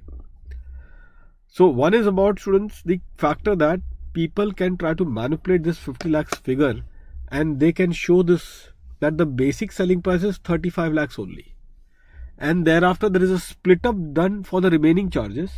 Like that, look, for your flat I am taking 35 lakhs, but then 5 lakhs I am going to take as club membership charge, 5 lakhs I am going to take for society registration charge, 5 lakhs I am going to take you for the parking fees, etc, etc. So if I do the aggregate, it goes more than 50 lakhs. But if I only consider for the flat, it is only 35 lakhs. So do I need to aggregate and then see the threshold of 50 lakhs? Answer is yes. I need to go with the aggregate and then see the threshold of 50 lakhs. Point number 2. Point number 2, students. The second particular point, students, over here, again on the threshold. See, all the issue on 194A is essentially only on the threshold amount. All the issue under 194IA is only on the threshold amount. The second particular part, students, is that, say for example, if the husband and wife, both of them are the co-owners of a particular house property, and I am purchasing that particular house property which is co-owned by both husband and wife. Total payment is 60 lakhs which I have to pay, but because they are equal owners, I am preparing 2 checks. Because they are equal owners, 50-50% share is there, I am preparing 2 checks. 30 lakhs in the name of husband, 30 lakhs in the name of the wife. So whether I, who is the payer of the amount, will I be required to deduct the TDS in this regard? Answer is no again. No TDS will be required to be deducted, students, in this case as well. I hope that every one of you are clear with this point. Every one of you. Apart from that, now students, be careful. This is the second particular point. Now students, be careful on this point is that this is about the transaction of immobile property. All you are aware, students, this is about the transaction of an immobile property. And if it is about a transaction of immobile property, chances are very high that the capital gains that you compute, students, here there would be a real issue that will be there. Like the stamp duty, the qualifying amount of stamp duty value which has been taken is say rupees 60 lakhs. Is say rupees 60 lakhs. Okay. The consideration paid, students. Okay, Jyoti. The consideration paid is say 50 lakhs. The consideration paid is say 50 lakhs. Now, if you compare this to, when you remember what happens here, what happens is that here, students, in the capital gains, while we calculate the capital gain, CG, the full value of consideration which I am going to take, students, would be under 50C. And that 50C would be 60 lakhs. The full value of consideration which I am going to take. So, while I calculate my capital gains, so from this then I will reduce the cost of acquisition. This is for whom? This is for the seller. So, seller would be doing the capital gains computation by doing this. Now, for the buyer, this is the consideration paid by the buyer. Now, the buyer will have two impact. One is a TDS. Now, TDS he will see based on 50 lakhs only what he has paid. On that 50 lakhs, he will go with 194 IA at 1%. Apart from that, the buyer also have to check the angle of 56,210. So these are the topics of capital gains. These are the topics of capital gains, Amruta. So the buyer will also see the impact of 56,210, whether the gift tax will it be applicable or not. So they will have to also see whether the gift tax of 56,210 will it be applicable, because obviously it is going to be applicable. I know this one difference is more than 10% of the consideration amount. The difference of the SDV and the consideration paid is more than 10% of the consideration amount, and therefore in this case the gift tax of 56,210 is going to be made applicable. So please see the angle, who will have to do what. This is very important because individually this section appears simple, but in a wholesome case the transaction becomes a bit complicated and you may miss out on some of the details. So the seller will focus on the SDV while he will calculate the capital gains. He may end up calculating the capital gains by adopting the SDV as the full value of consideration. Whereas for the buyer, students, there would be an impact of the TDS, and also for the buyer there would also be the impact of the gift tax. For the buyer there would also be the impact of gift tax. I hope that every one of you are clear with this one. All of you, students, and that exactly is the point. So this is how the things has to be looked upon in this context. So students, this is a scenario. Now going to the next section, students, 194 IC. Now this is about the joint development agreement. So students, in the joint development agreement, the builder who is making the payment of the builder who will make the payment to the real estate owner.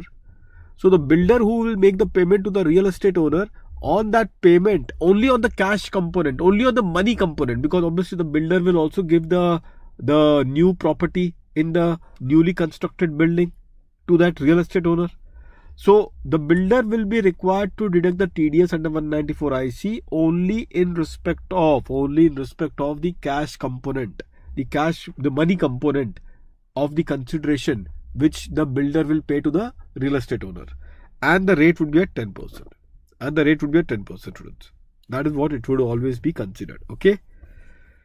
This is again a capital gains part, 194 LA, which is about the compulsory acquisition of an immobile property, wherein the government will have to make the payment of TDS. Now here there is a threshold amount of 2.5 lakhs. If the compensation which the government is paying, students, if the compensation which the government is making the payment of is more than rupees 2.5 lakhs, then in that particular case, students, the government will be required to deduct the TDS in this case.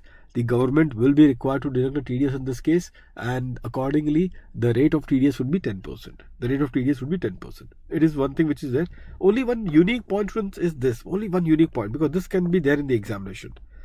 Again, students, here there is one exemption on the capital gains on the compulsory acquisition Student, there is one exemption where if the government is compulsorily acquiring an urban agricultural land, if the government is compulsorily acquiring an urban agricultural land, then in that particular case, the compensation is exempt under section 1037, meaning thereby the recipient will not be required to work out any capital gains in this because it is exempt under 1037. So the government, if they are the payer of that particular compensation amount, which is exempt in the hands of the payee under 1037, government will not be required to deduct the TDS under section 194, under section 194 LA. I hope that all of you are clear with this one. The rate over here, students, is 10%, which is there. The rate is here also 10%, which is to be considered over here. Now the next compartment, students, this is very important. The other capital law. So therefore the first three, students, we have discussed the first three. Which was the first three, students? The first three was 194 IA, 194 IC, and the last one is 194 LA. 194 LA. These are the first three. These are actually the core capital gains issue. The next one, students, the next three is also a capital payment, but they are not in the head capital gains per se.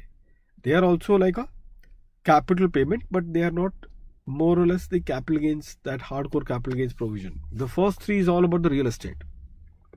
So the first three is all about the real estate. Which first three? 194 IA, immobile property, normal case. 194 IC and 194 LA are the two special case. 194 IC was about the joint development agreement, where the builder, on its money consideration paid, he is under the obligation to deduct the TDS. 10% is the rate. And the second one is about the compensation on the compulsory acquisition by the law. On that compensation, the TDS would be at the rate of 10% if the compensation amount exceed 2.5 lakhs. I hope that all of you are clear with this one. On the other portion of the capital payout on which the TDS will be required to be deducted is this. 194 DA, students, is about any sum under the life insurance policy. Can you see that? Any sum under the life insurance policy, students. Now this is a very important particular thing because practical questions have been targeted. There is no thrill. There is only practical thing which is involved over here. Absolutely, there is nothing apart from that. So, insurance company and the payee is a resident. On the payment basis, 5% is the rate of the amount of income. Now be careful, students. Can you see this one? Again a very unique thing.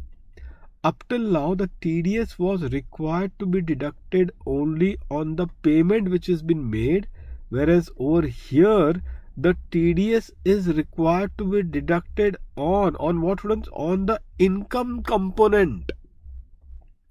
On the income component, students.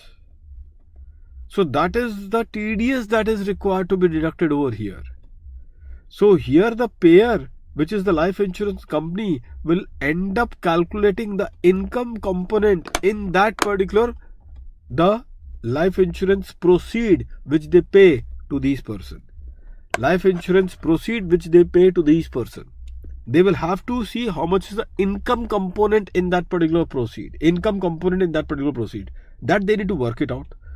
Now many of you will say, sir, how to compute that? This is the only particular thing which you have to be very careful, otherwise you will make a mistake in the calculation. Students, you just have to see when they are making the premium payment. Like say for example 1st of January 2017, if they are making the premium payment, the next premium all will become due on this thing. So that way it has to be done. So supposedly the maturity has happened on 31st of March 2022. The maturity has happened in 31st March 2022. So for how many insurance payment they would have done it? The insurance premium payment. So one is this, one is this, third is this, fourth is this, fifth is this one. You just say why not 6th? 6th will happen in 1st April 2022, but the maturity has happened already here. So this is not covered. So you have to calculate this from the premium date to the next premium date. The date will remain the same. So how much payment that you have done? 1, 2, 3, 4 and 5. 5 payments you have done. Say you have made the payment of premium of say rupees 2 lakhs. So 2 lakhs premium you have paid. So 20 lakhs you have got it. And the insurance company is giving it to you say around 50 lakhs. 50 lakhs is what they have given it to you.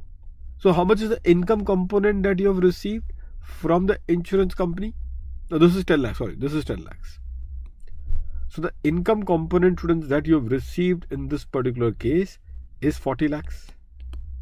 And on this 40 lakhs, 5% is the TDS that they will deduct it.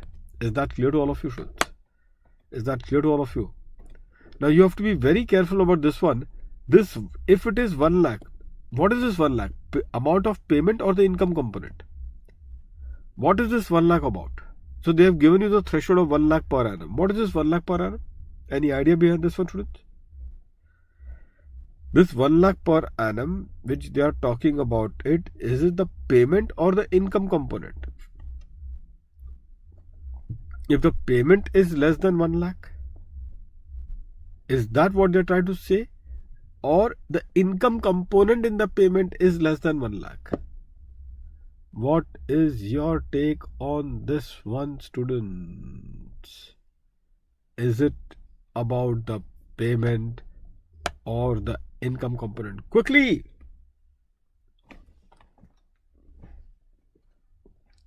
Quickly, students. Students, just quickly get your answer. Just give me 10 seconds. Students, just a minute or so.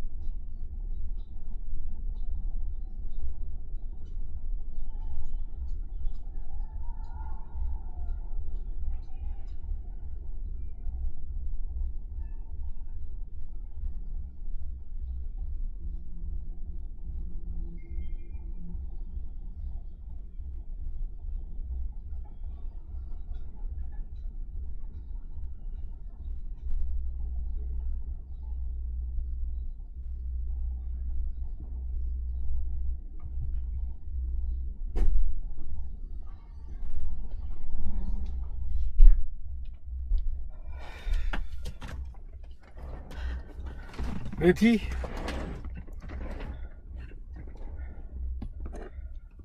So students, what it would be?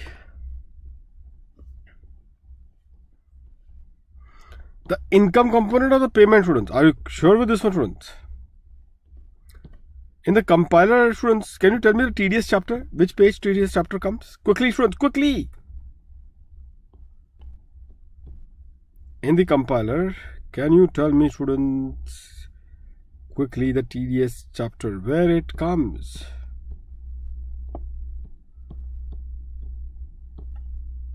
Page number.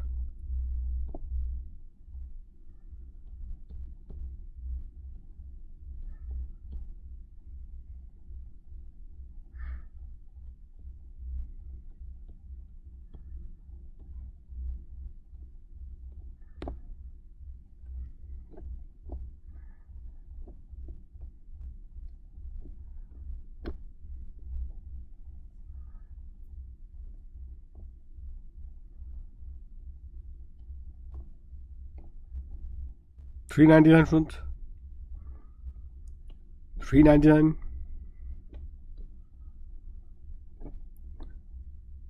Now if that is the case, students, you have to be very careful about it.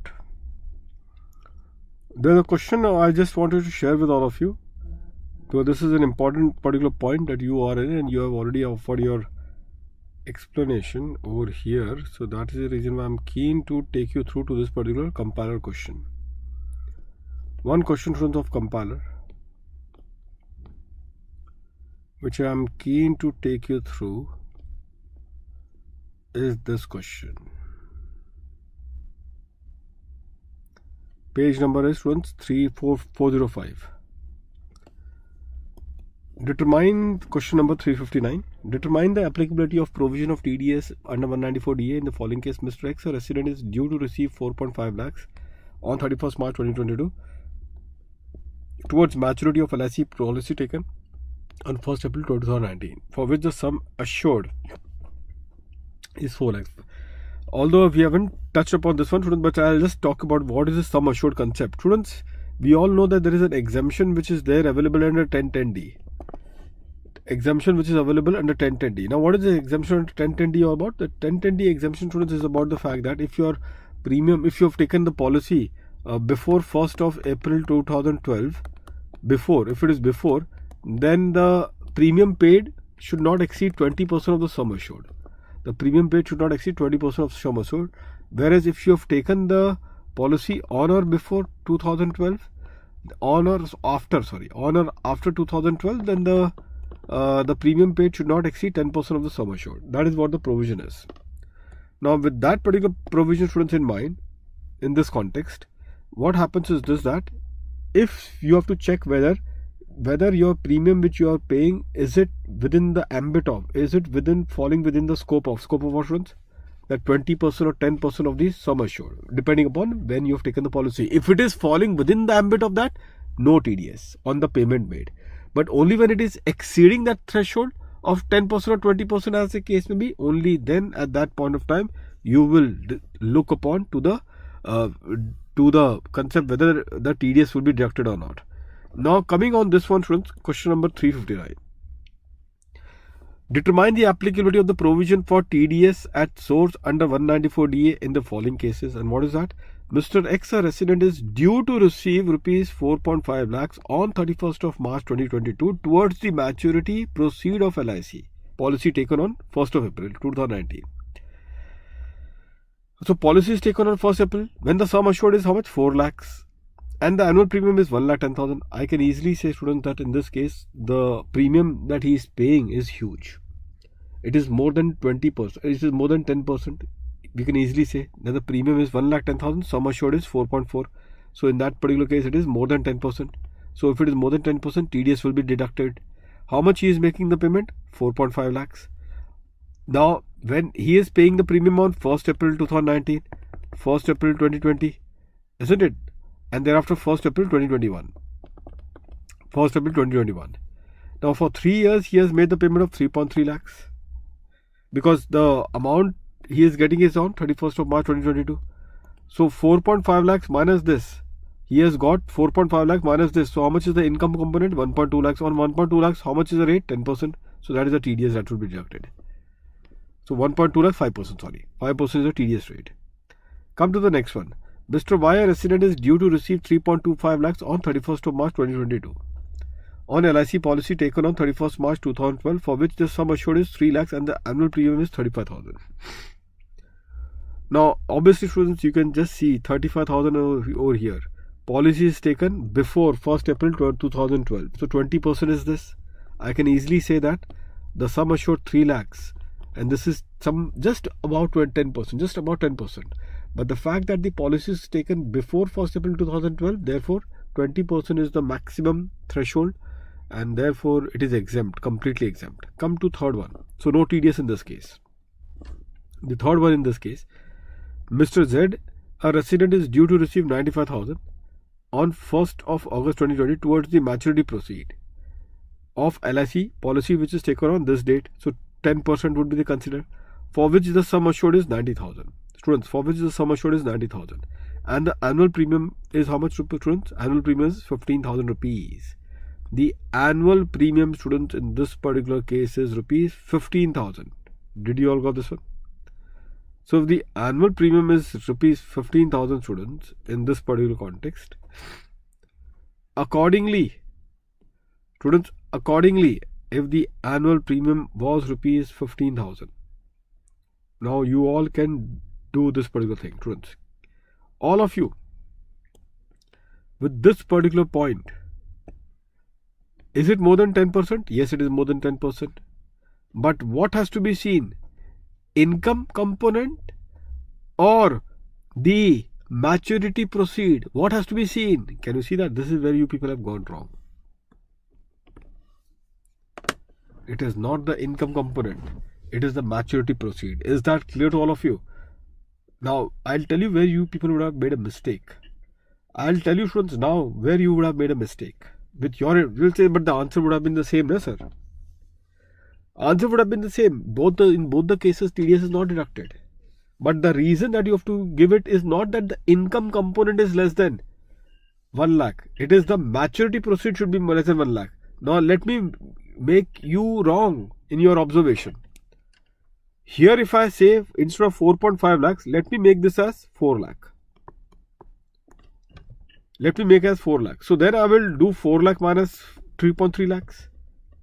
Instead of 4.5 and 3.3 lakhs, I will do 4 and 3 lakhs, 3.3 lakhs, which brings the case to 40,000. 70,000, sorry, 70,000. Now the income component is less than 1 lakh, but the payment, is it more than 1 lakh? Maturity proceed, is it more than 1 lakh? Answer is yes. And the fact that the maturity proceed is more than rupees 1 lakh, whether the TDS will that be required to be deducted? And the answer is yes. The TDS, students, will be required to be deducted in this case. I hope that every one of you are clear with this one. So we are done with this particular proposition, students, as well. Now then, if you all are through with this one, students, all of you through with this one, students? Perfect. Now come to the other one now. In this regard, the next one, students, is this insurance commission and the commission on the lottery tickets. All this is homework for all of you. Insurance commission, and this is the next compartment. The next compartment is the insurance commission and the commission on the lottery sale. The next compartment is the surrogate taxes. Surrogate taxes, students. The next compartment that is there is your surrogate taxes. You will say, sir, what is surrogate taxes in this case? So let me tell you about the surrogate taxes, students. So this, be careful, students. This, any case, I'll be doing it while we will discuss, students, while we will also discuss the topic on surrogate taxes, but it has come over here. Students, just now we were discussing LBA, the big one. The biggest one in the surrogate taxes is the trust taxation, the business trust. So the first is LBA, LBB. Now the next one is AIF. Just think from that size. First business trust, very big. Then AIF, relatively small. Then LBC, that is a securitization trust. So LBA, LBB and LBC. Think from ABC. I am ABC. Who is the biggest one? Ahmedabad, Bangalore, and then Calcutta. Here in the business trust is the biggest one. We see business trust to be the huge, massive infrastructure. Then the AIF comes, and thereafter the securitization trust. Now in the business trust, students, as you all are aware, apart from the other income, which is taxable in the hands of the business trust, remaining income is taxable in the hands of the unit holder. Be it rental income of the business trust, be it the interest income received by the business trust from the SPV, be it the dividend income received by the business trust from the SPV. These incomes are taxable in the hands of, these income of the business trust is taxable in the hands of the unit holder. It is only the other income other than this three. It is only the other income other than this three. That is, which three? The rental income received by the business trust, the interest income and the dividend income earned by the business trust from the SPV. So these income are accessible in the hands of the unit holder, not in the hands of the business trust. But other than these three, the business trust is accessible for the same. So here, students, when the business trust is making the payment, so whatever is the portion of this three income in that particular payment, whatever is the portion of that three income in that particular payment, on that particular portion of this three income in that payment, the TDS will be required to be deducted. The TDS, students, will be required to be deducted. And only on that portion, students, just be very careful. Only on that particular portion, the TDS will be required to be deducted, and TDS will be 10%. And if he is a non-resident, then 10% or 5%, as the case may be. Okay, so that is what the things are there in this context. So this is the context which has been there. Now 194 LBB AIF. Now so far as AIF is concerned, business income is accessible in the hands of AIF. Other than business income, everything is accessible in the hands of the unit holder. Everything else is accessible in the hands of the unit holder. So other than business income, whatever is the portion of the payment other than business income, whatever payment that the AIF has done, other than the portion of business income, on the remaining payment amount, the AIF will be required to deduct the TDS at the rate of 10%. On the securitization trust, now this is what I was talking about, students. Can you see that? On the securitization trust, LBC. On the securitization trust, students, what happens? The entire income is taxable in the hands of, entire income of the securitization trust is taxable in the hands of the unit holders. Entire income. Now, this is what I was telling you, that compare with 194C. In 194C, students, as you all are aware, the TDS is required to be deducted in 194C, students, depending upon who is the payee. The payee can be an individual or the HUF. So is also the case over here as well.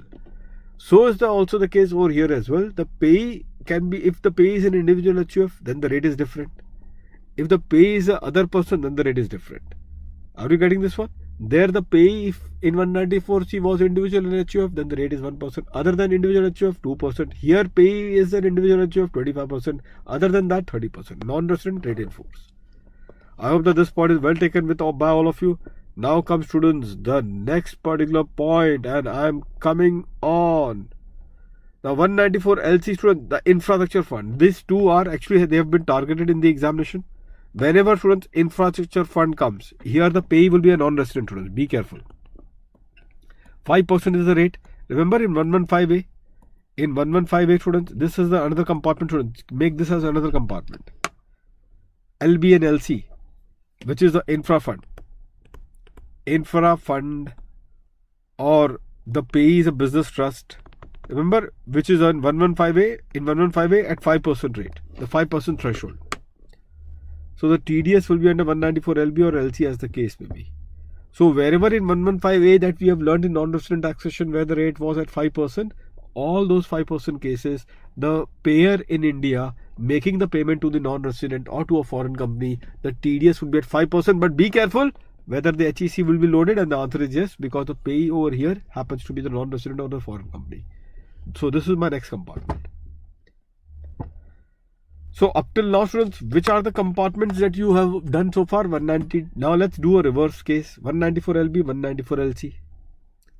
Before that, students, it was 194 LBA, LBB, LBC, which is A, biggest one, business trust. Medium, AIF, lower, securitization trust. Above that, students, it was the capital payments, which we have discussed.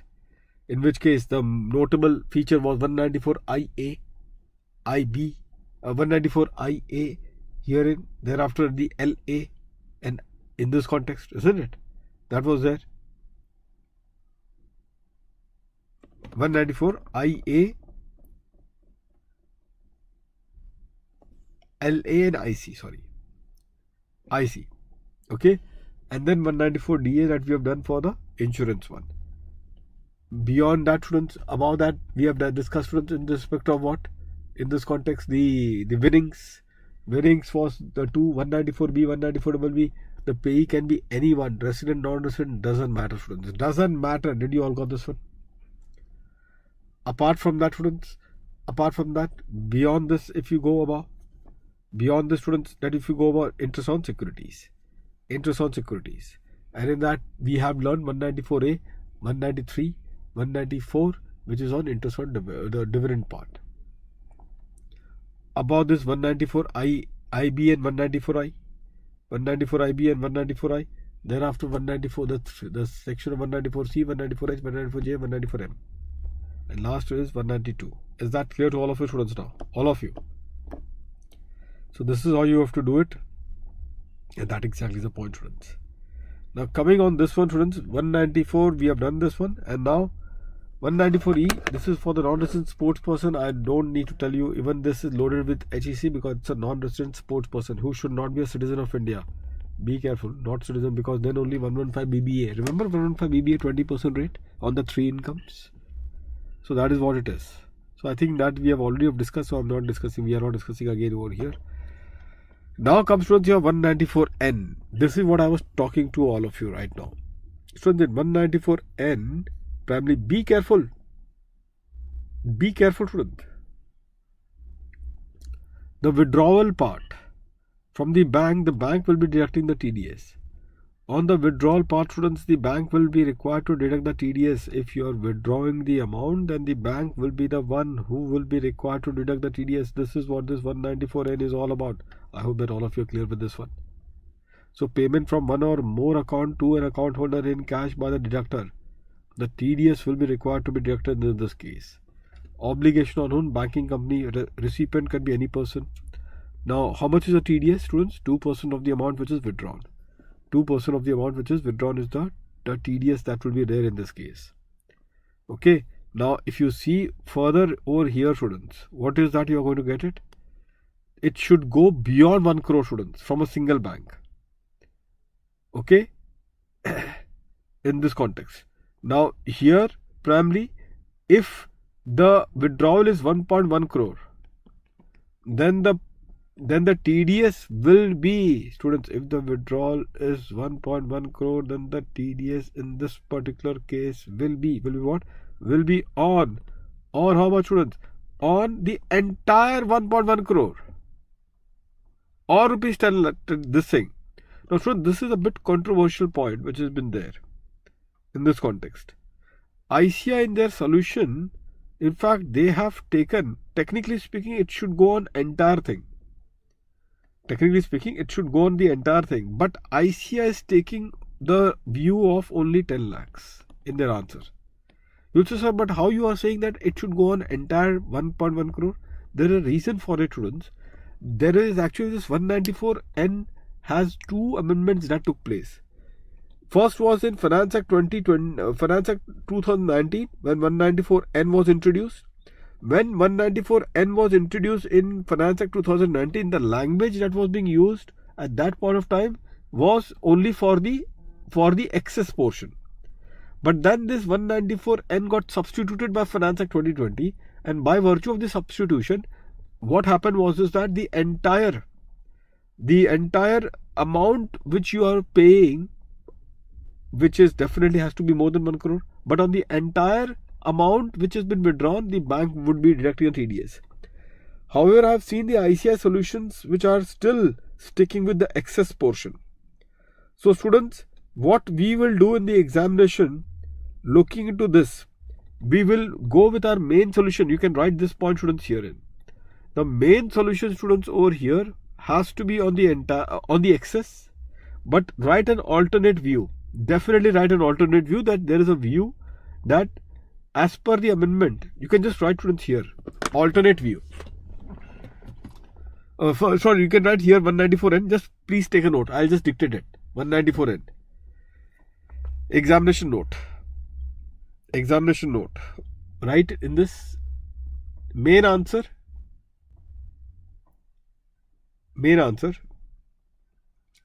Deduct the TDS.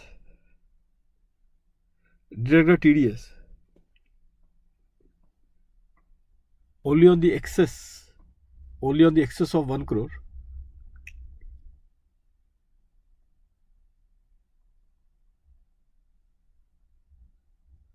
Alternate view in the notes.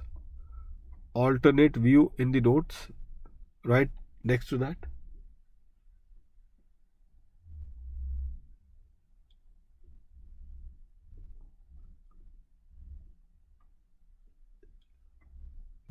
Right in that, students, the substitution of section 194N,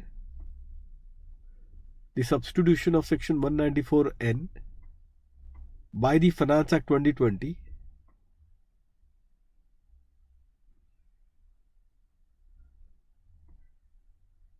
the substitution of section 194N by the Finance Act 2020 provides an alternate view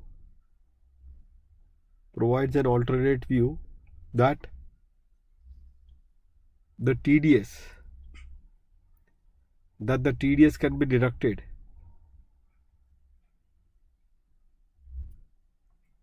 on the entire amount of withdrawal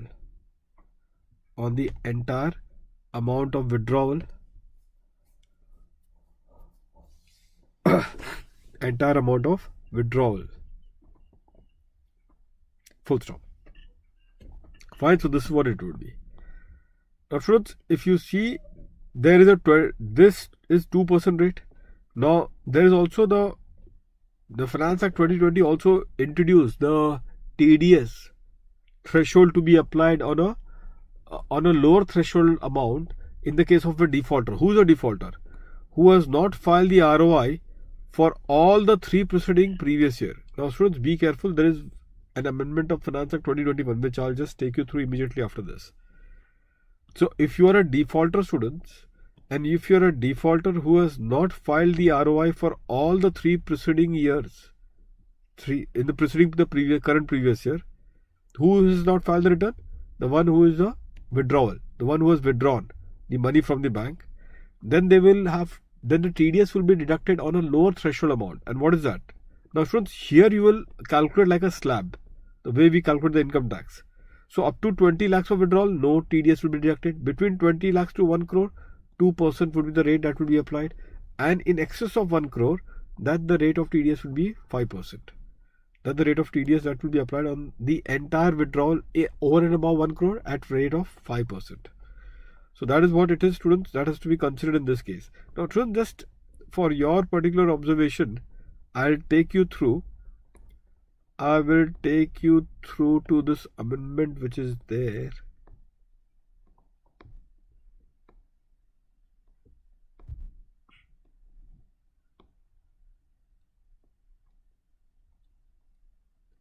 This.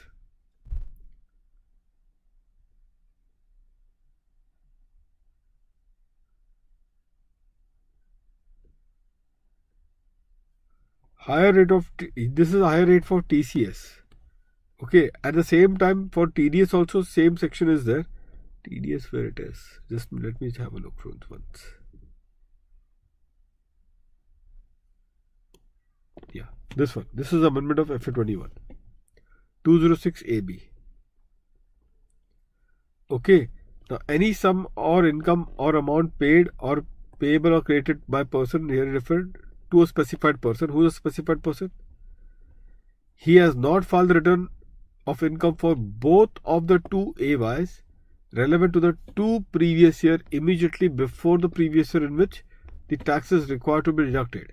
So he has not filed the ROI for the last 2 years. Okay, so 2 years, that is important. He has not filed the return of income for both of the 2 AYs primarily. Okay. The 2 previous year to be counted are required to be those whose return filing date under 139(1) has expired, which implies that supposingly I am in the month of June 2022. Obviously, you cannot ask me right now about this thing. You cannot ask me for the last year. I am in June 22. You cannot ask me for what about the previous year 21-22. You don't have to see previous year 21-22. You have to see which previous year, students? Which previous year? 19-20 and previous year 20-21. You cannot see previous year 21-22 because the due date is yet to be expired. So just check for this 2 previous year. If any payment is being made to me in June 22, then the payer will not see for previous year 21-22. The payer will have to see about that 2 years has to be 19-20 previous year and 20-21. Whether for these 2 previous year have I filed the return of income or not. Okay. And the aggregate tax deducted at source and collected, how much should be? At least 50,000 or more in each of the 2 previous year. So the TDS liability in this case is that much.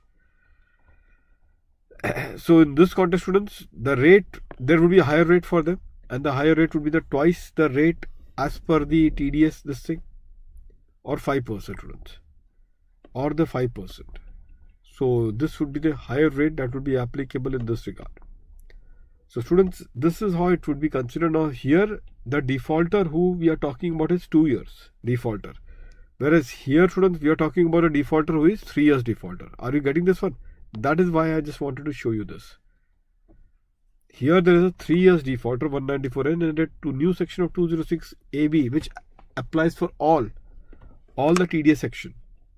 For them there is a case of 20%. There is a case of 2 years default period. Anyway students, so this is what it is. 194P students is the simplest one. You can just do it at your side. 194Q. 194Q students is because of there is a TCS section students which is there, and this two sections should be done together. The TCS of this 206C1H, and thereafter I think I've also discussed this part with 194O earlier in my non-resident taxation if I'm not mistaken. But let us revise it one more time. Maybe this is the last time that we are witnessing this scene. So let's not take any chance. So students, over here if you see 206CH, it talks about the consideration that you are receiving. Students, it talks about for what? It talks about the consideration that you people are receiving. So if the consideration which I am receiving in the current year, which I have received, sorry, not receiving, received, of more than rupees 50 lakhs, of more than rupees 50 lakhs, okay, and I am a person whose turnover in the last year is more than 10 crores. I am a person, the seller. So I am a seller. I am receiving a consideration in the current year of more than 50 lakhs. And I am a person students whose last year turnover is more than rupees 10 crores. In that particular case students, what they have said that in all such cases, the TDS will be required to be deducted by the TCS will be required to be collected by the seller, and the TCS students now you are going to collect would be not on the entire amount. That is what I was telling to all of you. The TCS will not be on the entire amount, the TCS will be on the excess portion. So the excess portion game begins now. So excess portion is 194N 206C1H. So students, you will have to take a note of it somewhere. 206CH excess portion. So 194N 206CH. So that is the case. Other also will come, but try to just take a list where the excess portion, only on that excess portion that the TCS will be required to be deducted. Then on the excess portion that the compliance will be required to be deducted. Please make a list of it. You will make a list of it. So the TCS will be collected on a consideration which is more than rupees this thing. In this case, the tax needs to be collected. TCS will be collected on the sale consideration exceeding 50 lakhs. Exceeding 50 lakhs. So I hope that this point is well taken by all of you. Now,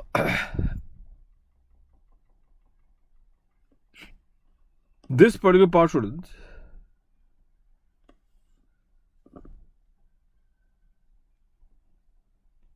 be careful. Other than the goods being exported out of India or the goods covered in section 206C, 1F and 1G. This is also important because if you remember, for a motor vehicle, there is a 10 lakhs threshold which is given to you. There is a 10 lakhs threshold, and in that case students, what happens is this case students is that if supposingly students I have sold a particular car for more than rupees 10 lakhs to the buyer.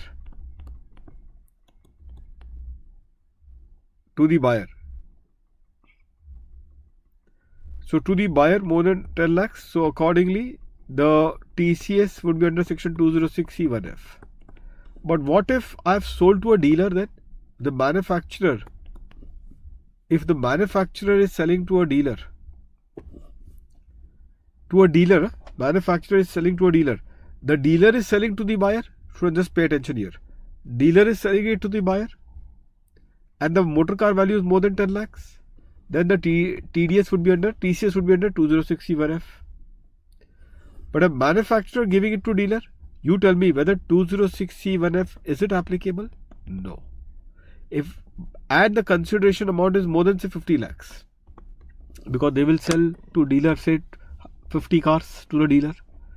So 50 car they will give it to the dealer. So obviously the consideration that they are going to receive would be more than 50 lakhs. And if that is the case, 2061F is not applicable and the consideration paid by the dealer to the manufacturer is more than rupees 50 lakhs. So in that situation, students, whether the dealer will be required to collect the TCS under section 206C1H, and the answer is yes. 206C1H, the dealer will be required to collect the TCS. Okay, so they will be required to collect the TCS in this context. So that is one of the points that you should always keep in mind. I hope that all of you are clear with this one. I hope that all of you are clear with this one, students. Clear with this one, students? All of you. So this is the angle that you should be considering. So dealer to buyer, more than 10 lakhs is the value. 206C1F is applicable. 206C1F is applicable. So supposingly the buyer has taken a Mercedes-Benz, a car worth of 60 lakhs, and he is paying the consideration of 60 lakhs. The dealer will still collect the TCS under 206C1F because it is covered under that section. So 206C1H is not applicable. Dealer to manufacturer to dealer, 206C1F is not applicable. It's gone. And therefore, students, in this context, if the dealer is paying it to the manufacturer, then the manufacturer will collect the TCS. If the amount is in excess of 50 lakhs, then on the excess portion, whatever is the excess portion, the TCS will be collected, which is more than on the excess portion at the rate of 0.1%. Is that clear to all of you, students? All of you are clear with this one?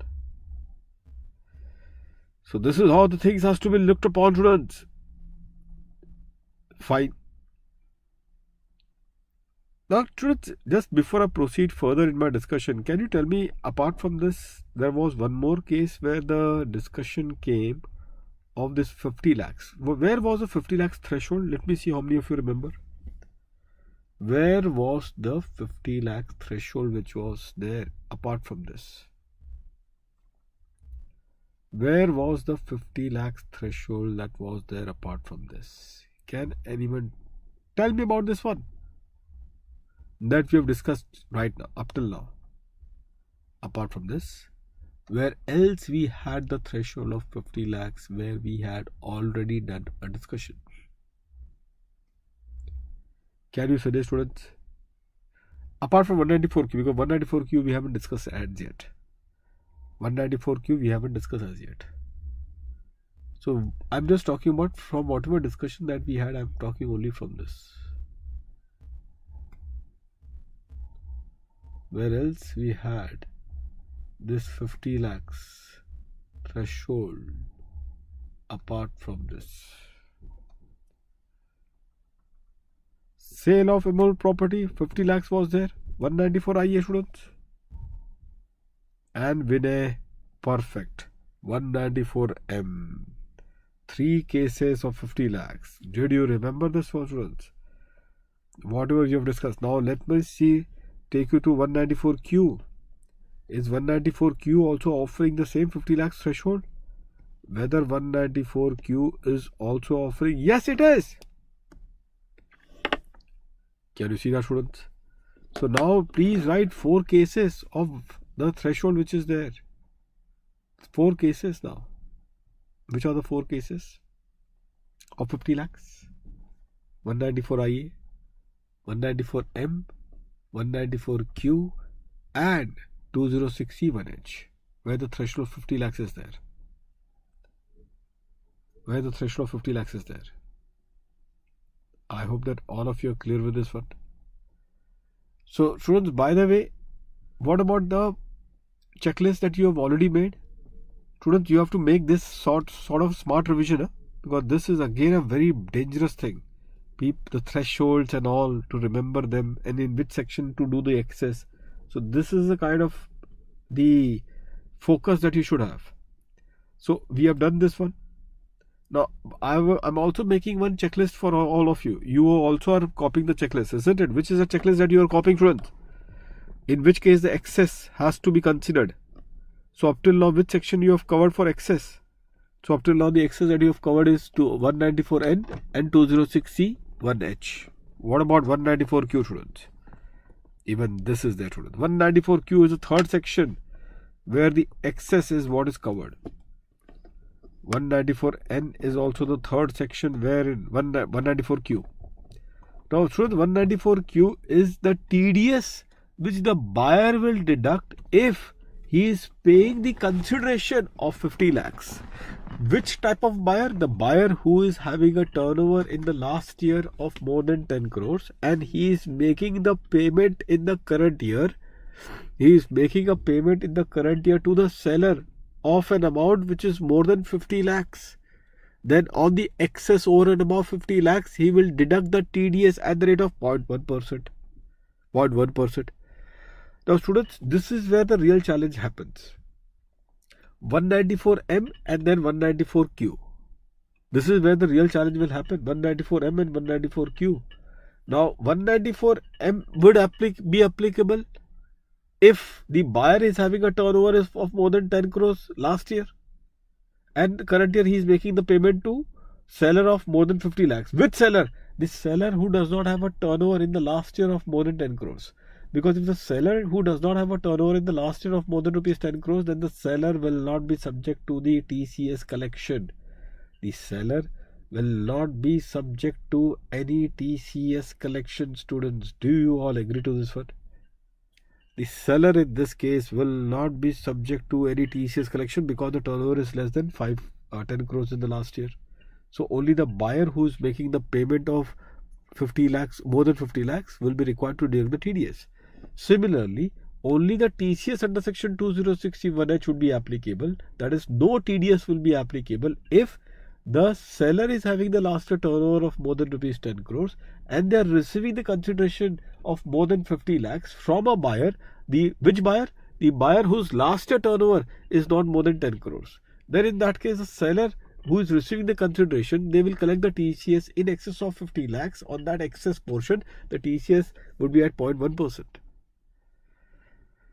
The deadlock will arise when both the buyer as well as the seller in their last year respectively has got turnover of more than 10 crores and the payment which is made is 50 lakhs, more than 50 lakhs. So whether the buyer will deduct the TDS or the seller will collect the TCS. Now this is the kind of a challenge that will happen.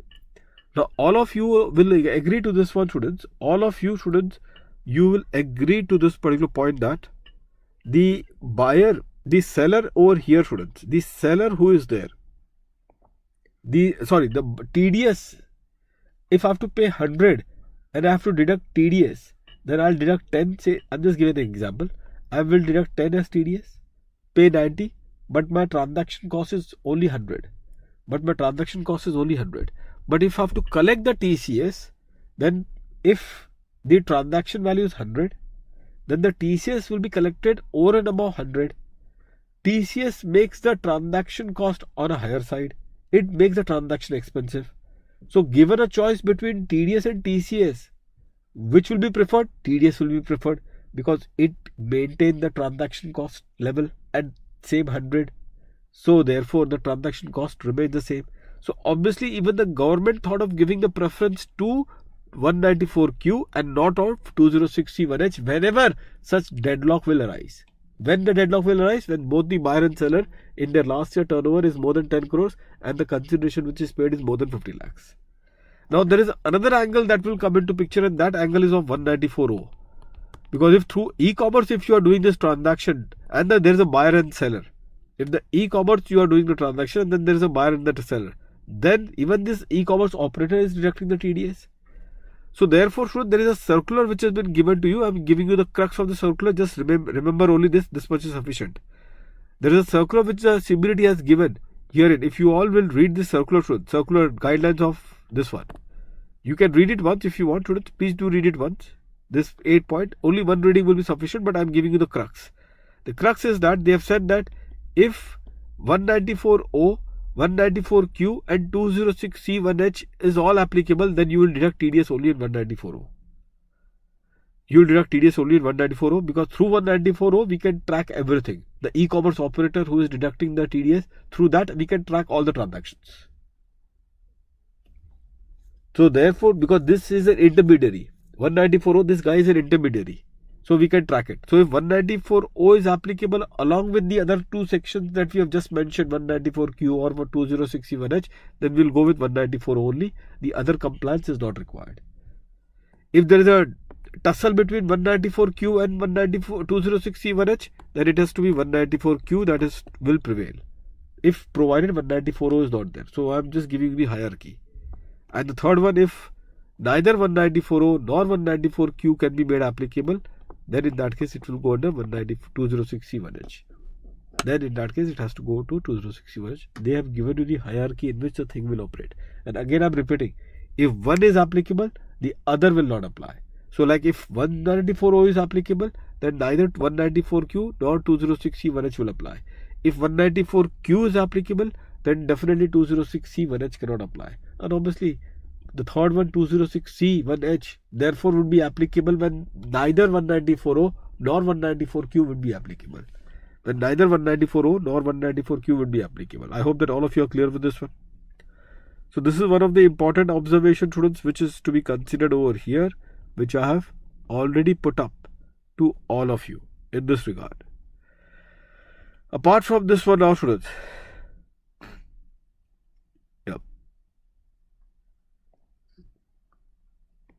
So that is it, students. That is it. Now, students, herein non-compliance, consequence of non-compliance, SSE in default, I told you that. Interest rate, students, just keep that in mind. There are two rates of interest. One is 1% per annum and another is 1.5% per annum. 1% per annum or part thereof when the TDS is deductible and you have not deducted TDS. So till the time the TDS is deductible, and when the TDS becomes deductible, when it is deductible it is at the time of payment or credit, whichever is earlier. Payment or credit, whichever is earlier, it becomes deductible. And finally till the date it is deducted, till that particular point of time, the rate of interest would be at 1% per month or part thereof. 1.5% when it is actually deducted till you have done the deposit. Actually deducted till the rate you have deposited, the rate of interest that would be charged would be 1.5% per annum. Now, can this interest be waived in this case? Yes, it can be waived. These are important theory questions. 2011A. Important theory question. Okay, so this is the point which has been there. Apart from that 234E, it's a fee, students. Be very careful. This is a very favorite section of total income. So if I have to,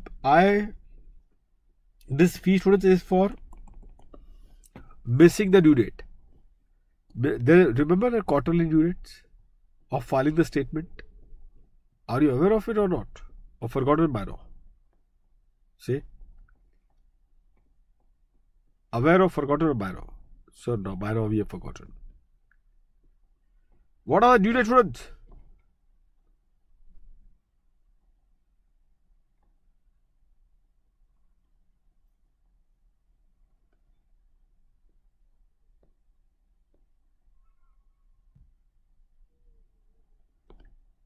Due date to file the statement, students. Quarterly statement, what are the due date? That is what I need to know from all of you.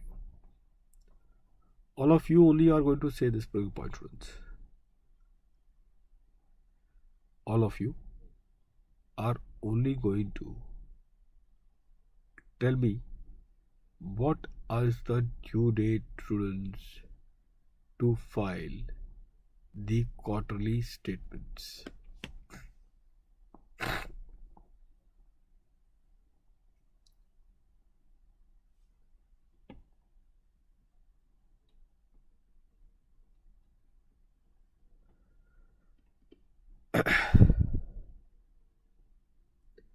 Quickly, students, you should be aware of these things.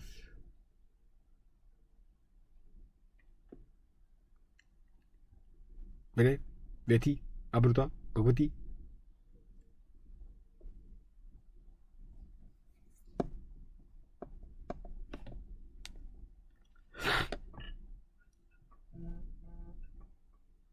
Sarita. On next Sunday, Part C will be up. It will be up. 50% is over. But this 2-3 days is very hectic, Sarita.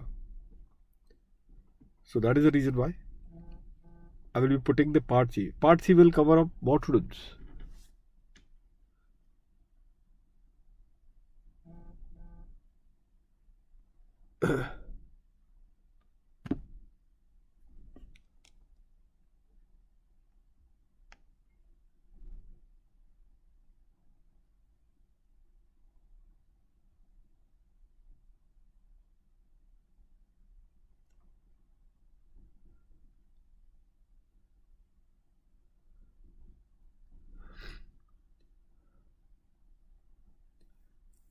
So Part C, as you all are aware, is charitable trust. Is charitable trust, students. TDS, TCS, assessment procedure. That is Part C. So 50% we are done with it. 50% students I have to still do this one. Okay, Sarita.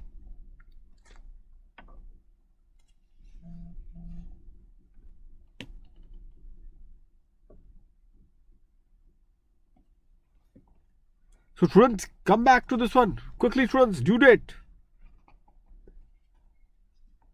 The due date of this one, of filing the statement.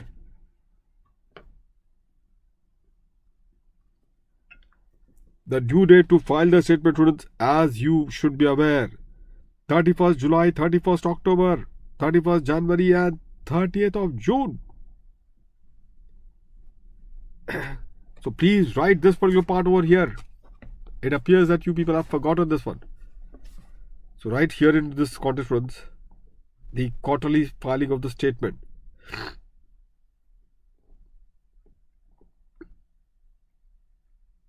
The quarterly filing of the statement, students. So first quarter, 30th of June.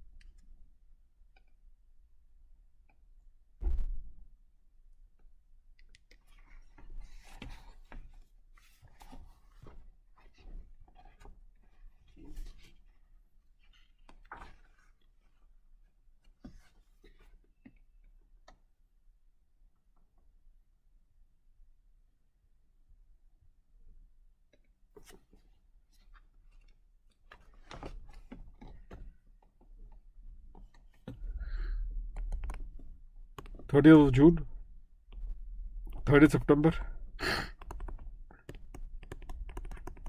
31st December, 31st March. So these are the quarter ending. TDS statement and TCS statement, students. The TDS is 31st July. This is 31st October.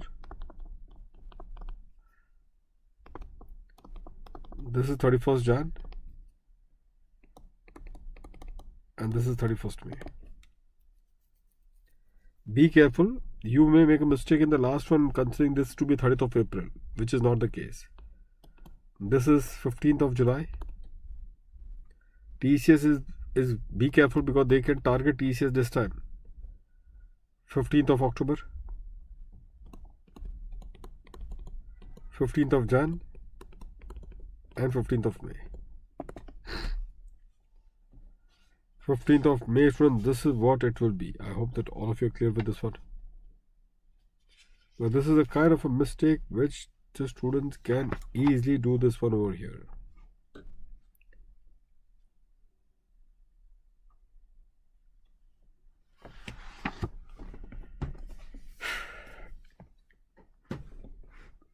So the TCS is what I just wanted to confirm on this one. Now in this context, I've told you already the topics, Sarita. So where is the question? Now all the topics I've told you, so you can just understand the importance of the topics. So in this context, students, this is the dates by when you need to file the things. So in this regard, students, if you all see very carefully, then what we get, 234E fee, which is there, 200 rupees per day. Okay, 200 rupees per day, which is there. Now here what I told you is this, that so failure to file, you have to therefore be calculating from this one. After the due date, students, you will start calculating this particular point. Now when you talk about 200 rupees per day, the 200 rupees per day you will be calculating, students, and then ensure that that payment that you do, is it allowed as deduction to you? The payment of 200 rupees per day that you have done it, will it be allowed to you as a deduction? And the answer is yes. I've already told you, friends, the penalty which we are discussing, 44AB, failure to deduct the TDS. In that case, there would be a penalty. Even though there may not be a disallowance, but the penalty would be there in this regard, and that exactly is the point. So this much is sufficient, and that wraps up this particular part. Now the TCS, the remaining portion of TCS. We have done the motor vehicle. We have done for motor vehicle. The 206C1, the first one which has been there. The 206C1, students, which has been there, if you all see very carefully. The 206C1 which has been there, students, very carefully, specific goods such as alcoholic liquor, forest produced scrap, which they are mentioning it over here. Now students, although the rates are there, like the scrap is the most important one over here. I think all of you are aware of the scrap, 1%. Now the scrap, why it is important? Now by the way, in the TCS also the rate has to be top up with the HEC if the buyer is a non-resident. If the buyer is a non-resident, then the topping up will be required to be done over here also. The topping up will be required to be done over here also. Just a second, just a second.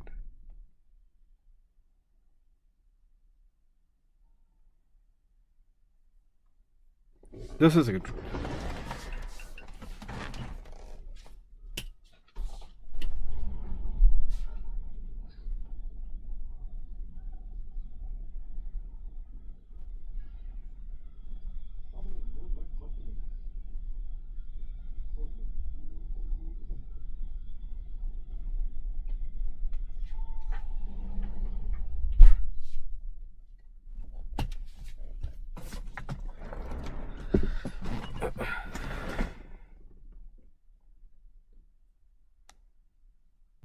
So now students, if you all see, the scrap is 1% which is there. The scrap, students, is 1% which has been there over here. So one very popular case study that you people are aware of, the scrap part, which is that case study, in which case the buyer who is there, the buyer, students, are you aware of that buyer for the scrap purpose? So the buyer, if he is taking a scrap, but actually he is reproducing the goods. So therefore, like the shipbreaking industry, I think that one case law is very popular. The shipbreaking industry, students, that case law is very popular, isn't it? In that shipbreaking industry, students, which has been there, that they talk about it. So that shipbreaking industry, if that metal which has been taken out, this can be used to reproduce it further. So that is not a scrap. Priya Blue Line's case. Remember Priya Blue Line's case. So this is not like a scrap, and therefore no TCS will be collected in that case. No TCS will be collected in that case. Just keep that in mind. Now one question, students, which you just be very careful in application point of your motor vehicle. From a motor vehicle point of view. See, they can ask you a total income question. Total income plus the tax liability, calculate a tax liability. And when they are calculating a tax liability, they can tell you in question number 1 that I have purchased a motor vehicle in the year. Motor vehicle, should have purchased it, and the purchase price was 20 lakhs. So while I calculate the total income, I'll take the depreciation. 15% rate of depreciation I'll calculate. But when I calculate a tax liability, students, be careful. on this 20 lakhs I have claimed depreciation, but in this case, which is rupees 3 lakhs? Which is rupees 3 lakhs? So 3 lakhs would be the depreciation, students, that I would be claiming it. But more importantly, students, over here is this, that on the tax liability, students, when I have calculated, so whatever is the tax, then minus from this the TCS will be there. Don't forget the TCS. This is what the ICS played the game with inter-CA students. Not even a single inter-CA students could pick this one up. They were asking total income plus tax liability. TCS credit you have to give it. Inter-CA, this is the kind of level that they are asking the questions now. Inter-CA, this was the level that students they are asking the question now. So the TCS, you all are aware, students, how much TCS now will be applicable over here? Can you tell me the TCS part?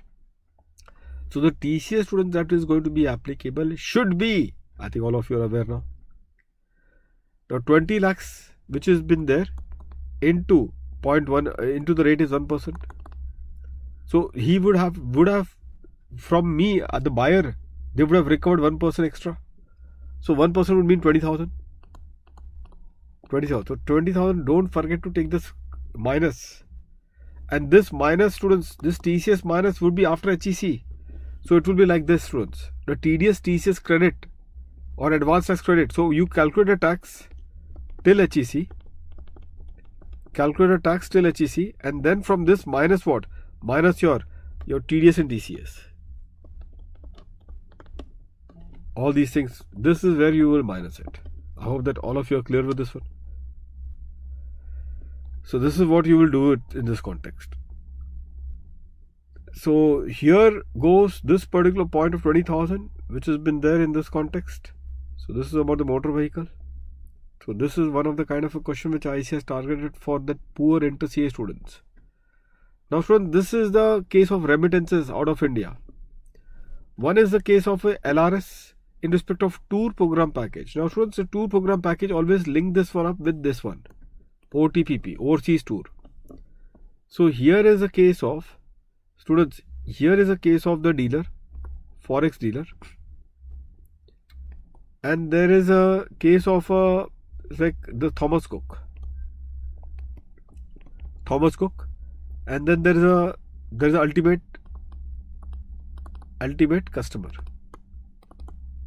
Now students, the Thomas Cook will approach this one because the Thomas Cook arranges international tours and all, isn't it? For which they will require the foreign currency. So in that particular case, when the foreign currency, Thomas Cook will be required. So receipt for remittances under the LRS of India for a buyer in respect of tour program package. In respect of tour program package, students. So that is what they will be looking at for. Now what they have said is, in this case, students, be careful in this situation. So will the TCS, will it be collected? And the answer is yes. So credit or payment, whichever is earlier.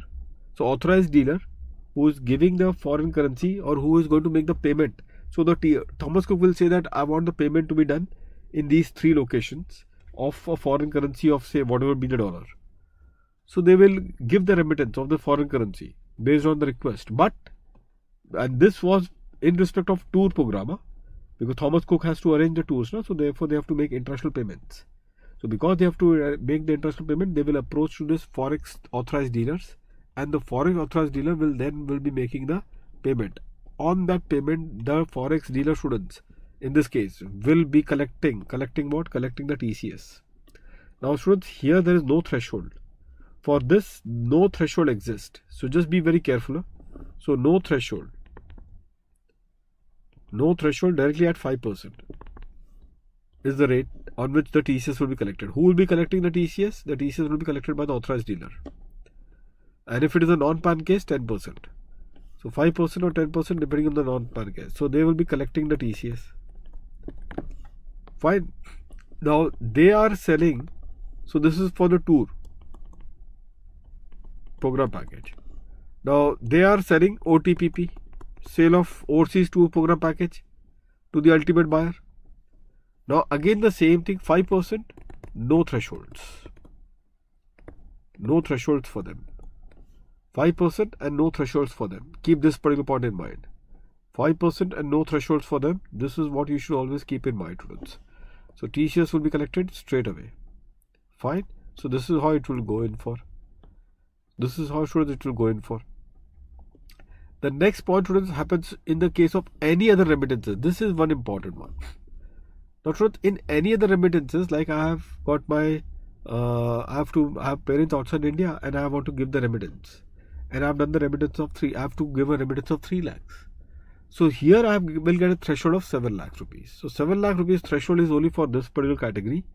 The 7 lakhs threshold, students, is only for this particular category, which would be that since in my example it was 3 lakhs, no TCS would be collected.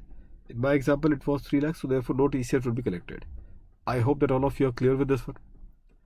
Now here also, students, there are 2 categories. Which are 2 categories? So here, if you see the remittance out of the loan obtained from any financial institution. So supposingly I have 2 things. I want to make the payment of 50 lakhs. Now 25 lakhs I have money with me. 25 lakhs I want to take up the loan from the financial institution who are in 80 financial institution. So what happens, students? For this and this, 7 lakhs limit would be considered separately. 7 lakhs limit would be considered separately, and only on the excess portion, now be very careful, this is where the excess comes. Only on the excess, that is, here it would be 18 lakhs, here it would be 18 lakhs. And on this 18 lakhs, one is for the loan. On this 18 lakhs, for the first one it will be at 5%. For the first one it will be at 5%. Students, that is what it would be.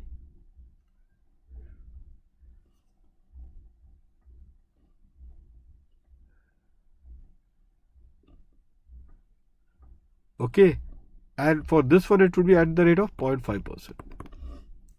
And non-PAN 10, non-PAN 5. This is a non-PAN. So if it is a normal case, 5%, non-PAN, I am writing 10%. Normal case 0.5, non-PAN 5%. So it is actually 10 times. If you see, other cases only double, but here it is 10 times. So it's a very dangerous part. So there are 2 learnings from here. First of all, the rate will differ, obviously, because the loan, they will not want to pinch them hard that you have to pay more, because already he is taking for a loan. Just think of this poor fellow. Already he is taking a loan, and you say no, okay, since you are taking a loan, more 5% you have to pay for the TCS part.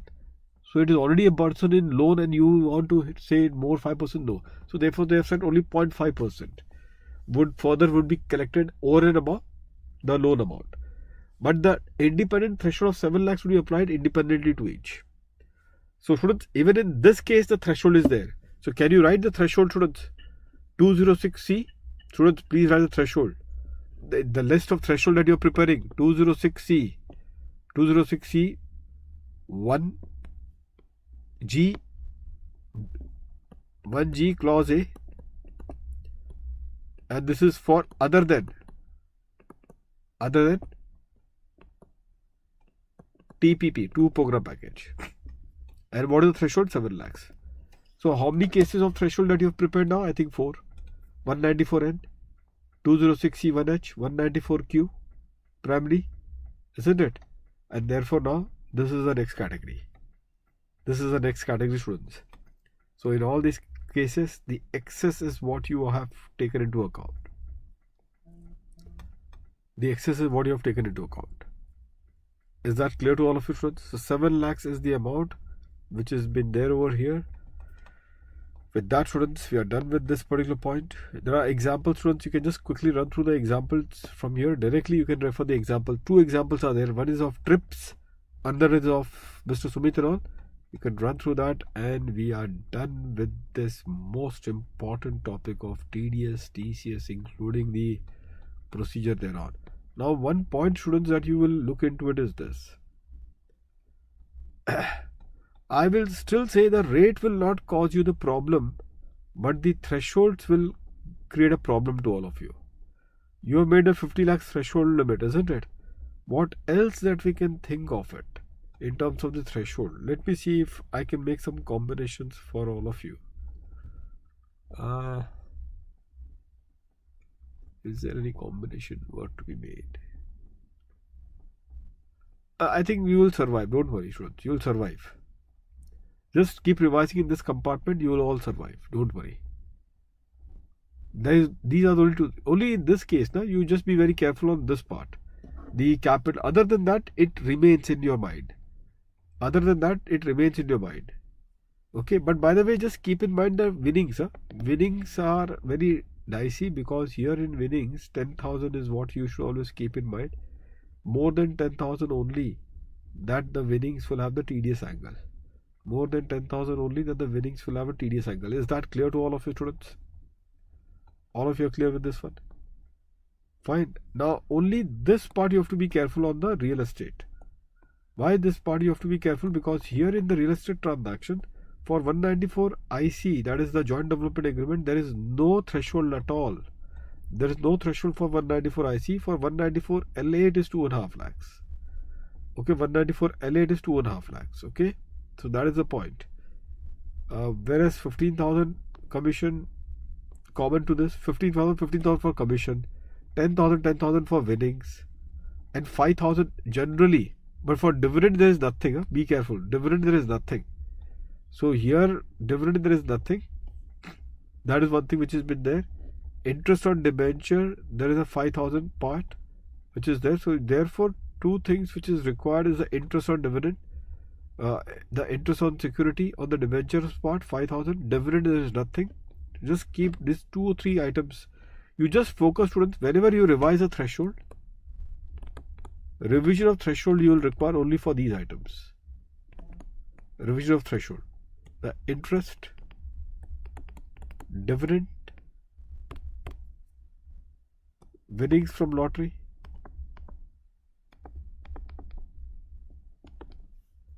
thereafter capital gains. There are 3 things. One is 50 lakhs for IA, for IC it is nil, for LA it is 2.5 lakhs. This is for CG. This is for CG.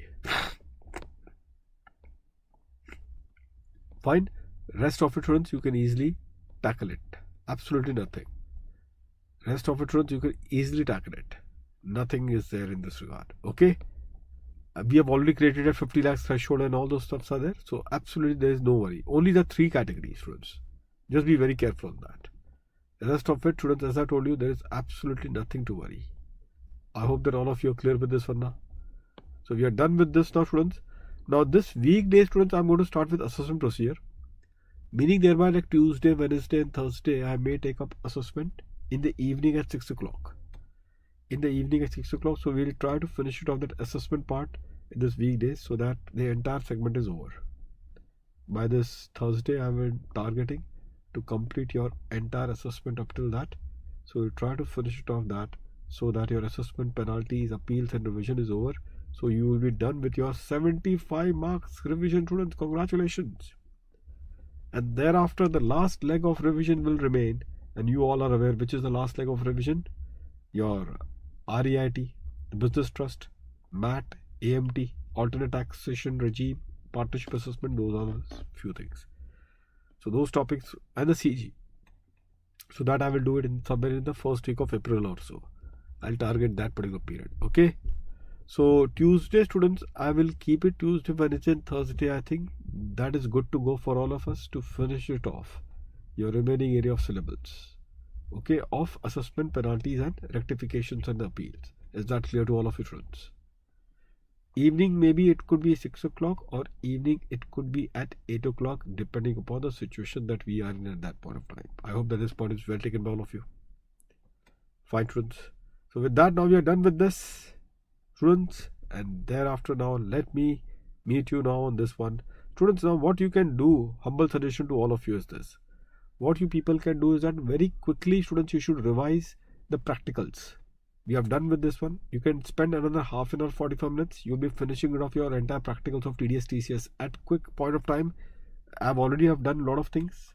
You can just try to touch upon the practicals quickly, and once and for all, students, in the next 1 hour, you will be at peace. Just 1 hour more, students. Give it yourself a chance right now.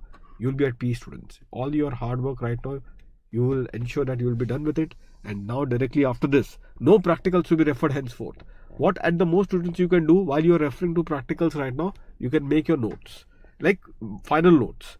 so that now that final notes only you need to revise on the day of the examination, or the last revision that you will think of it, if you are thinking of it, that is only need to be revised, no practicals thereafter. So you can have your lunch, students, quickly, and please spend 1 hour extra more now, and you should finish it off. This my humble suggestion to all of you. Fine. So see you then, students. Do that so that this 1 hour extra will help you gain a lot of confidence, knowing that stake is of 6 to 8 marks, nothing like that. See you then, students, in the next class. Take care. Bye-bye. Just hold on to one announcement I forgot. The announcement, students.